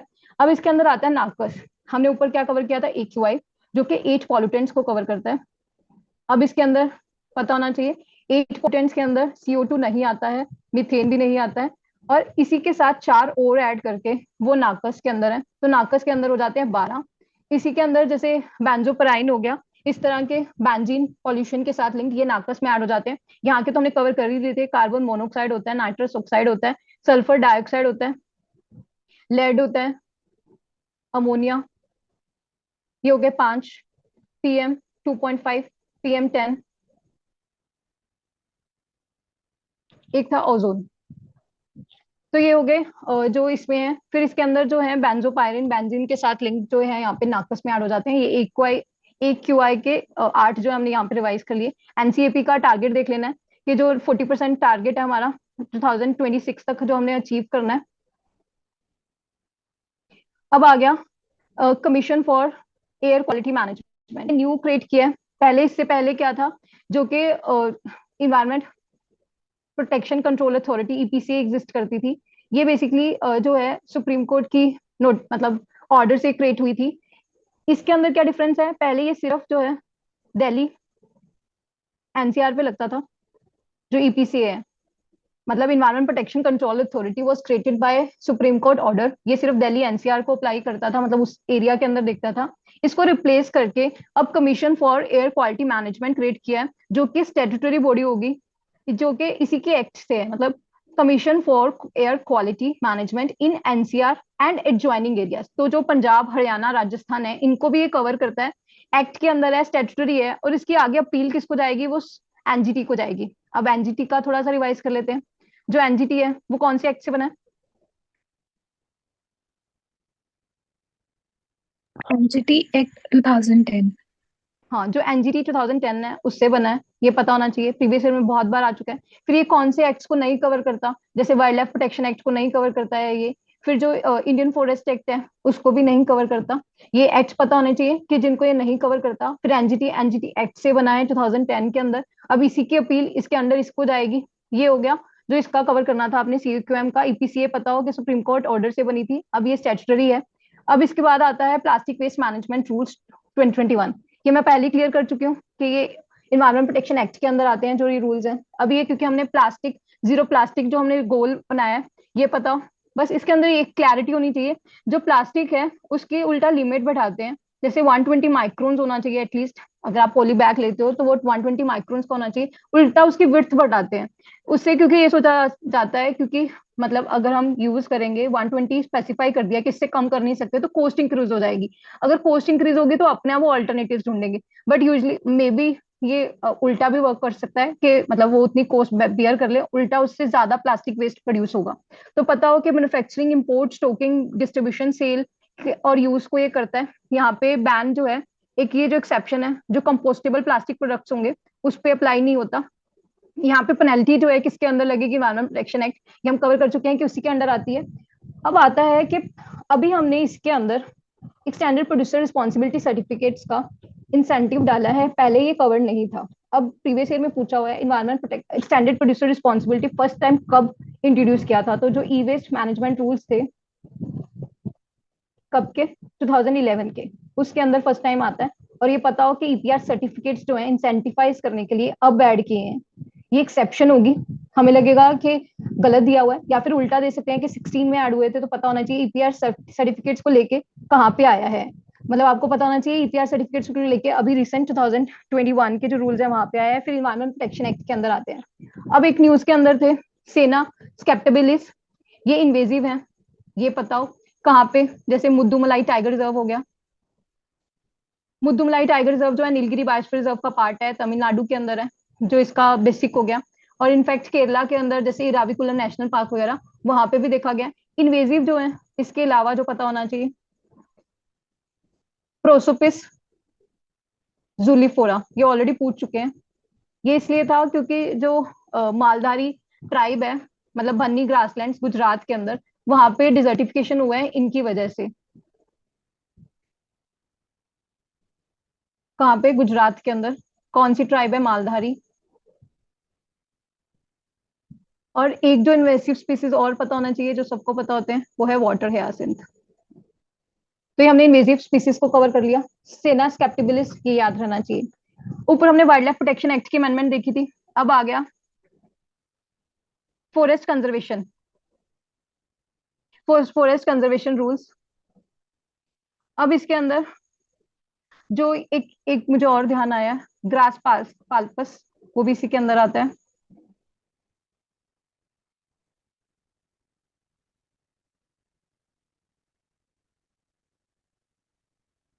तो ये तीन चार जो हमने इन्वेजिव देखे हैं वो कवर कर लेने हैं। अब फॉरेस्ट कंजर्वेशन रूल्स 2022, इसके अंदर बस थोड़ी अमेंडमेंट है, इसको देख लेना, इतना इंपॉर्टेंट नहीं है। एक तो प्रोजेक्ट स्क्रीनिंग कमेटी जो है वो बनेगी, जो कि सीजी सेटअप करेगी। एक regional empowered committee setup by the central government. एक एडवाइजरी कमेटी, वो सेंट्रल गवर्नमेंट करेगी। इसके अंदर जो मेजर वो है कि जूज जो है अब फॉरेस्ट लैंड हो जाएंगी डिक्लेयर, मतलब जो जूज हैं जो कि फॉरेस्ट एक्टिविटी डिक्लेयर हो जाएंगी, मतलब zoo on the forest land as a forest activity हो जाएंगी। मतलब अगर कोई भी टूरिज्म इसके अंदर जू के अंदर जाता है उसको फॉरेस्ट एक्टिविटी डिक्लेयर कर देंगे, तो इसके कारण जो रिस्ट्रिक्शन हम अप्लाई कर पाते थे उस एक्टिविटी पे वो कम हो जाएगी। तो जू जो है एक फॉरेस्ट एक्टिविटी है, ये बताओ, जो भी फॉरेस्ट लैंड के ऊपर है। अब पोलीइथाइलिन टेराफाइलेट जो है ये पूछा था 2022 के अंदर, ये बहुत बार क्वेश्चन में भी आया है, मतलब क्वेश्चन के ऑप्शन में 2021 जिस साल पूछा था कि बिस्फेनॉल ए प्रॉब्लम है किस वजह से, तो पॉलीकार्बोनेट आंसर था, तो इट वाज ऑप्शन। 2022 पे इस पे क्वेश्चन बनाया, बहुत सिंपल था, वो एलिमिनेशन से हो रहा था। ये विश्व एनर्जी के साथ लिंक्ड है, तो पता हो कि ऑर्गेनिक एलईडीज, इस पे क्वेश्चन आ चुका है 2017 के अंदर, तो इसमें ये यूज होता है। फिर ऑर्गेनिक सोलर सेल्स के अंदर भी यही यूज होगा, तो ये थोड़ा सा सोच लेना है। और जो ऑर्गेनिक एलईडीज हैं प्रीवियस ईयर में जो ऑलरेडी आ रखा है, इसके अंदर पता होना चाहिए कि अगर हम देखें कि एलसीडी होती है, एलईडी होती है, और ऑर्गेनिक एलईडी।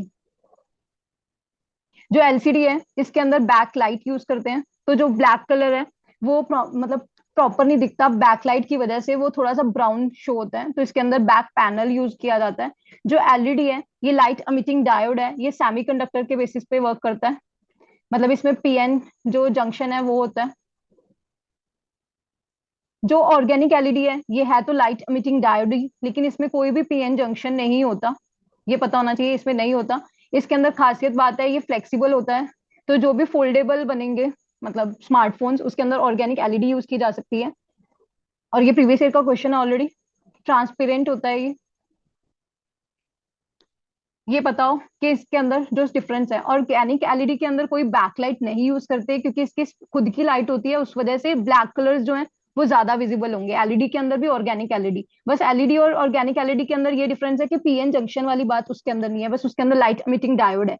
ऑर्गेनिक नाम इसलिए रखा है क्योंकि जो सबस्ट्रेट्स यूज किए जाएंगे उसको प्रोड्यूस करने के लिए वो ऑर्गेनिक है। उसी तरह जो सोलर सेल्स होंगे, ऑर्गेनिक सोलर सेल्स, वहां पे यही डिफरेंट है कि हम उसके अंदर जो लाइक सिलिका यूज करने की जगह सेल्स को बनाने के लिए हम ऑर्गेनिक प्रोडक्ट्स को यूज करेंगे, वो ये हो जाएंगे पॉलीमर है जो पॉलीइथाइलिन टेराफाइलेट। ये बताओ वेस्ट टू एनर्जी के लिए है।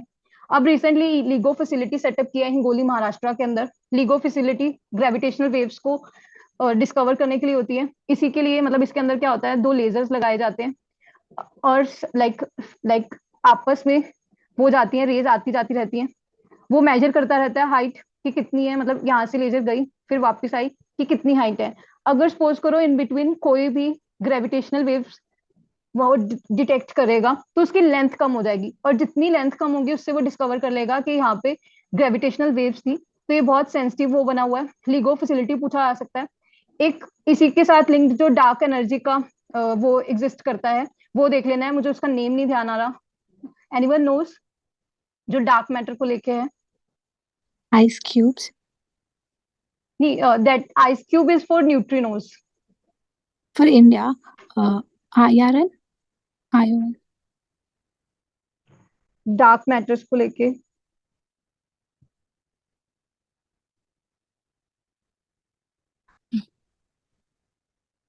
डार्क मैटर को लेके सेटअप हुआ है रिसेंटली। Lux Zeppelin. तो जो लक्स जैपलिन है ये पूछा जा सकता है लिंक टू व्हाट, जैसे कि ग्रेविटेशनल वेव्स के लिए इलिसा पूछा था, 2 बार पूछ चुके हैं, तो लक्स जैपलिन पता होना चाहिए। ये डार्क मैटर को डिटेक्ट करने के लिए ये वर्ड का फर्स्ट है। अब आ गया नेशनल बायो एनर्जी प्रोग्राम। ये मतलब न्यू प्रोग्राम आया है 2021-22 से लेके 26 तक। बस इसी के अंडर लाइक 3 सब स्कीम्स हैं। ये न्यू है तो इतना अंदर जाके नहीं पूछेंगे, तो बस इसका देख लेना, waste energy program, biomass program, biogas program. और इसके अंदर अगर हम देखें जो वो हमारी इंडियन रिन्यूएबल एनर्जी एजेंसी है वो बेसिकली इसको करेगी इम्प्लीमेंट इन दोनों को। यहाँ पे जो बायोगैस प्रोग्राम ये स्टेट गवर्नमेंट लेवल पे जो होगी, लोकल लेवल पे वो इम्प्लीमेंट करेगी। बस इसके थोड़े से स्कीम वो देख लेना है सब प्रोग्राम। अब आ गया राइट टू रिपेयर, न्यूज के अंदर था। इंडिया के अंदर अभी तक इसका कुछ है नहीं है, मतलब एग्जिस्ट नहीं करता लो राइट टू रिपेयर का। राइट टू रिपेयर से क्या होगा, जो सर्कुलर इकोनॉमी है वो बूस्ट होगी, क्योंकि अगर आप पुराना प्रोडक्ट जो है रिपेयर हो जाएगा तो इतना ज्यादा जो ई वेस्ट जनरेट हो रहा है वो नहीं होगा। इसी के लिए एक निधि खारे कमेटी सेटअप की थी, बस ये कमेटी पूछी जा सकती है, अभी तक कोई लॉ नहीं है इंडिया के अंदर। अब आ गए हैं ब्लू फ्लैग बीचेस। ब्लू जो फ्लैग बीचेस है, पहली बात ये कौन डिक्लेयर करता है? जो डेनमार्क की है फी करके एक वो है ऑर्गेनाइजेशन, वो एग्जिस्ट कर लाइक इसको डिक्लेयर करती है, ये एनपीओ ही है। अब इसके अंदर ये पूरे के पूरे याद होने चाहिए। शिवराजपुर बीच के अंदर, सीडीएस के अंदर ये थुंडी बीच और कदमत बीच, और मे बी जियो साइंटिस्ट के अंदर पूछा है थुंडी और कदमत बीच। लक्षद्वीप के अंदर, कप्पड़ केरला के अंदर, पादुबिद्री कसरकोड कर्नाटका के अंदर। ये दोबारा देख लेते हैं, थुंडी कदमत लक्षद्वीप के अंदर, कप्पड़ केरला। वो हमें कप्पड़ से पता चल जाएगा, मतलब एटलीस्ट साउथ के अंदर है, कुछ एलिमिनेट कर सकेंगे। कप्पड़ केरला, थुंडी कदमत लक्षद्वीप, पादु बिद्री और कसरकोड कर्नाटका के अंदर। फिर गोगला बीच है दीव के अंदर, शिवराजपुर गुजरात, गोल्डन बीच ओडिशा, ऋषिकोंडा। ये बहुत सारे क्वेश्चन यहाँ से होते हैं। कोंडा जो है गोंद ट्राइब है यहाँ पे, थोड़ा सा जैसे गैंडी कोटा आया था, थोड़ा सा सोच सकते हैं कि आंध्र प्रदेश वाला रीजन है, तो पता होना चाहिए ऋषिकोंडा बीच। राधानगर बीच यहाँ पे है आंध्र प्रदेश, ये थोड़ा सा देखना पड़ेगा, हम मुश्किल है सोचना। और यहाँ पे वो रानी झांसी और महात्मा गांधी की जो मैरीन नेशनल पार्क है वो भी यहीं पे है अंडमान निकोबार के अंदर। एडन बीच हो गया पुडुचेरी का, कोवालम बीच तमिलनाडु। तो दोबारा देख लेना है, शिवराजपुर गुजरात, गोगला दीव, ये रिवाइज कर लेने हैं यहाँ पे जो ब्लू फ्लैग बीचेस हैं। अब न्यू रामसर साइट्स, वैसे तो रामसर साइट्स सारी की सारी लर्न होनी चाहिए, 75 की 75, लेकिन जो प्रोमिनेंट न्यू डिक्लेयर हुई है वो एलिमिनेशन में एटलीस्ट हेल्प कर देंगी क्योंकि 25 है। इसके अलावा जो प्रिपेयर करनी है प्रीवियस ईयर में ऑलरेडी आ चुकी है, वो है कोलेरू, बहुत बार पूछा है, एटलीस्ट क्लियर कर देती हूँ, it's not on Krishna Godavari, ये उनके बेसिन में है, तो कृष्णा गोदावरी के अंदर नहीं है कोलेरू। और जो कोलेरू है, इट्स अ फ्रेश वाटर।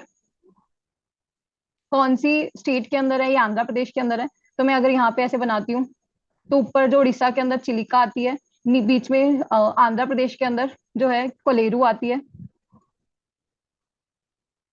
फिर उसके बाद जो बॉर्डर पे आती है वो है पुलिकट लेक। ये हो गया चिलिका, उड़ीसा की। तो चिलिका जो है दया रिवर पर है। ये बहुत बार आया ऑप्शन के अंदर। In fact it was under Montreux record earlier. Montreux record क्या होता है? जो कि मतलब जिनको प्रोटेक्शन की जरूरत है, मतलब बहुत ज्यादा डिग्रेड हो रही है साइट, रामसर साइट के अंदर। तो दया पहले उस चिलिका उसके अंदर थी, अब मतलब बाहर निकाल दिया है। ये लगून है, लार्जेस्ट ब्रैकिश लगून है, ये सेकंड लार्जेस्ट ब्रैकिश लगून है। मतलब ये दोनों है ब्रैकिश। जो कोलेरू है ये फ्रेश वाटर है, ये बीच में पड़ता है आंध्र प्रदेश, ये बॉर्डर के अंदर है। और पुलिकेट इसलिए भी इंपॉर्टेंट है, श्रीहरिकोटा साइट जो है हमारी सैटेलाइट लॉन्चिंग साइट यहीं पे है। लेकिन ये पुलिकट जो है ये रामसर साइट नहीं है। चिलिका जो है वो है, कोलेरू भी नहीं है। ये बताओ। लेकिन ये लेक्स इंपॉर्टेंट है, इसके अलावा जो लेक्स हैं, लोकतक लेक नॉर्थ ईस्ट की, ये पता भी होता है मणिपुर के अंदर है, फ्रेश वाटर है ये बहुत इंपॉर्टेंट है। फिर सांबर लेक राजस्थान की, राजस्थान के सांबर लेक के अंदर पता होना चाहिए कि कौन कौन सी रिवर मिलती है। सॉरी, कोई रिवर नहीं है यहाँ पे। ये इंपॉर्टेंट है कि यहाँ पे जो सांबर लेक है यहाँ पे रावली हिल्स के पास पड़ता है, और यहाँ पे जो लाइक जयपुर सिटी जो है उसके पास में पड़ती है। इसके अलावा जो मैं बता रही थी वो है कियोलादियो, बहुत ज्यादा इंपॉर्टेंट है, 3 4 बार आ चुका है, ये राजस्थान की है। और जो कियोलादियो गाना है, इसी के बारे में मैंने बताया था कि पहले लिखा था कि बानस और चंबल रिवर है, लेकिन यहाँ पे जो है बन गंगा और and Gambhir. गंभीर रिवर है। तो अगर हम काउंट करें, ये हो गई 3, ये इंपॉर्टेंट है। 4 लोग तक, 5 सांबर, कियोलादियो 6, 7वीं है जो जम्मू कश्मीर की, वो है वुल्लार लेक। ये बहुत इंपॉर्टेंट है, जो स्टैटिक की है, मतलब ये बेयर मिनिमम पता होना चाहिए। उसके अलावा अगर आप न्यू साइट्स याद कर लोगे तो आई थिंक एलिमिनेशन में हेल्प हो जाएगी। बट बेटर यही होगा कि एक और रह गई है, वो है पंजाब की हरीके वेटलैंड। वो भी 2 3 बार आ चुका है, हरीके वेटलैंड। यहाँ पे पता होना चाहिए सतलज और ब्यास मिलते हैं। थोड़ा सा ऐसे लर्न करवा देती हूँ। यहाँ पे अगर ब्यास रिवर आ रही है तो यहाँ पे एग्जिस्ट करती है पोंग डैम। यहाँ ये है हिमाचल प्रदेश के अंदर। कंजली है, ये है पंजाब के अंदर। केशवपुर म्यामी है पंजाब के अंदर। ब्यास कंजर्वेशन रिजर्व, वो याद रखने की जरूरत नहीं है, पता ही चल रहा है ब्यास रिवर पर है। और यहीं पे कॉन्फ्लुएंस पे जो है वो है हरिके, सतलज और ब्यास के। और ऊपर जो है सतलज, इसके ऊपर है भाखड़ा नंगल डैम, मतलब भाखड़ा आ जाएगा। और इसी पे है रोपड़ वेटलैंड। ये कुछ वेटलैंड्स हो गए। कंजली जो है वो मैनमेड है। हरिके वेटलैंड बहुत इंपॉर्टेंट है, सतलज और ब्यास। ये कुछ हो गई स्टैटिक। आप थोड़ा सा और अपना काम कम करने के लिए नॉर्थ ईस्ट का ध्यान कर लीजिए। जैसे द्योपुर झील है असम के अंदर, वो ब्रह्मपुत्रा रिवर पर है। फिर आप लोकतक लेक हो गया मणिपुर का। फिर रुद्र सागर हो गया त्रिपुरा का। फिर आ गया मिजोरम पाला वेटलैंड जो न्यू है। तो 4 वेटलैंड अगर आप नॉर्थ ईस्ट के कर लोगे, बहुत एलिमिनेशन हो जाती है। होकेरा कर सकते हो, 2021 के अंदर पूछ रखा है, ये जम्मू कश्मीर के अंदर है। वो लार जो मैंने बोला था जम्मू कश्मीर का, इट्स ऑन झेलम रिवर। ये तो हो गई जो स्टैटिक बहुत बार ऑप्शंस में आई हैं, तो वो अंदर डेप्थ में थोड़ा सा पता होना चाहिए। ये मैंने रिवर्स की थोड़ी सी बता दी। दीपोर बिल याद रख लेना, वो ऑप्शन में आया है बहुत बार, ब्रह्मपुत्रा रिवर पर है असम की। बाकी आप जो ये न्यू दी हुई है इसको थोड़ा सा लर्न कर लो। जैसे तमिलनाडु के अंदर बहुत सारी है, ये इफेक्टिव नहीं होगा कि आप सारी लर्न करो। आप बाकी के कर लोगे तो ये कुछ एलिमिनेशन में होगा। एटलीस्ट एक बार जैसे गल्फ ऑफ मन्नार है वो पता चल जाएगा, तो थोड़ा सा नजर मार लोगे वो ज्यादा बेटर है। पिच्चावरम मैंग्रोव्स है, ये पहले ऑप्शन के अंदर आ चुका है कि पिच्चावरम क्या है। इट्स अ मैंग्रोव साइट, जैसे उसका पूछा था सुंदरबंस का, तो पिच्चावरम मैंग्रोव ये पहले ऑप्शन में आ चुका है, प्रीवियस ईयर के अंदर, पुराना क्वेश्चन है, तो थोड़ा सा देख सकते हो। फिर जो जम्मू कश्मीर के उसको लर्न कर लो, जैसे मैंने होकेरा बता दिया, वुल्लार बता दिया। यहाँ पे 2 जो ऐड हुई है, शालबुक हाइगम। और जो उसकी है लद्दाख की, बहुत इजी है याद करनी, जिसके भी आगे 100 होगा वो लद्दाख की होंगी। 100 मोरीरी हो गया, ये लद्दाख की हो जाएंगी। फिर मध्य प्रदेश की ऑलरेडी जो थी वो बोझ वेटलैंड थी। जशवंत सागर, सिरपुर वेटलैंड, सांख्या सागर। महाराष्ट्र की थाने क्रिक जो ऑलरेडी एग्जिस्ट करती थी, वो यूजली पता होता है लोनार लेक, क्योंकि वो मिट्योराइट से बना था। और उसके साथ जो नंदोर मांदेश्वर है, जो नंदोर मांदेश्वर है, वो बेसिकली वो उसके साथ एसोसिएटेड है, मतलब वहां गोदावरी रिवर पर है। एक जो अगर हम ये तो आप देख लोगे, सारी वेटलैंड मैंने यहाँ पे मेंशन कर दी है, उसको लर्न कर लेना है, एक बार नजर मार लेनी है। इसके अलावा जो मैंने डिस्कस करना था प्रीवियस ईयर में, जो वाइल्ड लाइफ को लेके आया है, एक स्लैंडर लोरिस है। ये साउथ इंडिया के अंदर होते हैं मेजर। अगर हम देखेंगे जैसे शेषाचलम बायोस्फीयर रिजर्व, जो कि उसके अंदर है, आंध्र प्रदेश के अंदर। और उसके साथ साथ जो स्लैंडर लॉरिस है, अभी इसी के नाम पे डिक्लेयर किया है कादावुर स्लैंडर लॉरिस सेंचुरी, तमिलनाडु के अंदर। तो ये थोड़ा सा देख लेना है कि स्लैंडर लॉरिस, और इसी के नाम से बता देती हूँ, स्लो लोरिस जो होता है वो नॉर्थ ईस्ट के अंदर होता है, स्लैंडर लोरिस जो होता है साउथ के अंदर होता है। उसी तरह हमने ऊपर लाइन टेल मकाक देखा था, वेस्टर्न घाट्स के अंदर होता है। पिक टेल्ड मकाक जो है वो नॉर्थ ईस्ट के अंदर होता है। इसके अलावा एक चिंकारा इंडियन गैजिल, इसका 1-2 साल पहले क्रिएट की थी यादा हली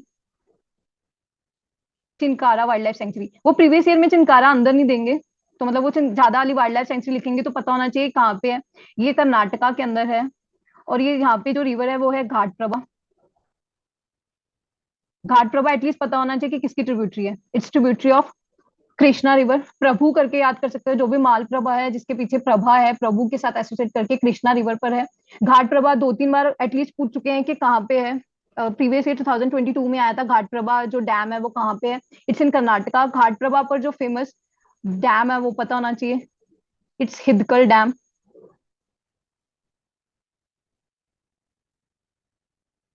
फिर एक वुहान डेक्लेरेशन है जो इसी के साथ वेटलैंड्स के साथ एसोसिएट करती है। अगर हम वाइल्ड लाइफ और देखते हैं, ये हो गया जो स्लैंडर लॉरिस चिनकारा हो गया, हमने जो डिस्कस कर लिए। इसके अलावा अगर हम जो प्रीवियस ईयर में आ चुके हैं, जैसे ब्लैक बक आता है, अगर ये हो गया ताल चप्पर ब्लैक बक सेंचुरी, ये हो गया राजस्थान के अंदर। क्लाउडेड लिपर्ड के लिए हमने स्पाई जला नेशनल पार्क कर लिया था त्रिपुरा का। फिर ऑलरेडी पूछ लिया है किसके बारे में, बारासिंगा के बारे में, मतलब स्वैम्प डियर के बारे में, जब आंसर था कान्हा नेशनल पार्क। तो याद रखना है कि जो एक वैरायटी होगी वो यहाँ पे स्पीसी मिलती है कान्हा, जो इनकी ईस्टर्न स्पीसी है वो है काजीरंगा के अंदर। ब्लैक वैसे उसकी मतलब स्टेट एनिमल देखेंगे तो ये मिल जाता है पंजाब के अंदर, हरियाणा, मतलब उसकी स्टेट कैपिटल है पंजाब हरियाणा, और आई थिंक आंध्र प्रदेश की है। उसी तरह जो वो होता है नागालैंड का फेस्टिवल होता है हॉर्नबिल फेस्टिवल, वो आंध्र मतलब केरला के अंदर भी स्टेट एनिमल है, और अरुणाचल प्रदेश के अंदर भी। तो हॉर्नबिल वेस्टर्न घाट्स के अंदर भी मिलता है, वो याद रखना है। ये प्रोमिनेंट एनिमल्स थे जो पूछे जा सकते हैं। ये वेटलैंड्स देख लेनी है। बाकी बाकी वेटलैंड्स का आप डेप्थ में नहीं करोगे, सिर्फ स्टेट्स पता हो बहुत है, जैसे नंदा लेक कर लिया गोवा का, और नॉर्थ ईस्ट की देख ली, और जो मैंने थोड़ी सी प्रोमिनेंट साइट्स बताई हैं वेटलैंड्स की वो कवर कर लेनी है। ये आपका कवर हो गया environment section. Science and tech की इंपॉर्टेंट लिस्ट प्रोवाइड कर दूंगी मैं, आप टेलीग्राम चैनल ज्वाइन कर सकते हो। Thank you.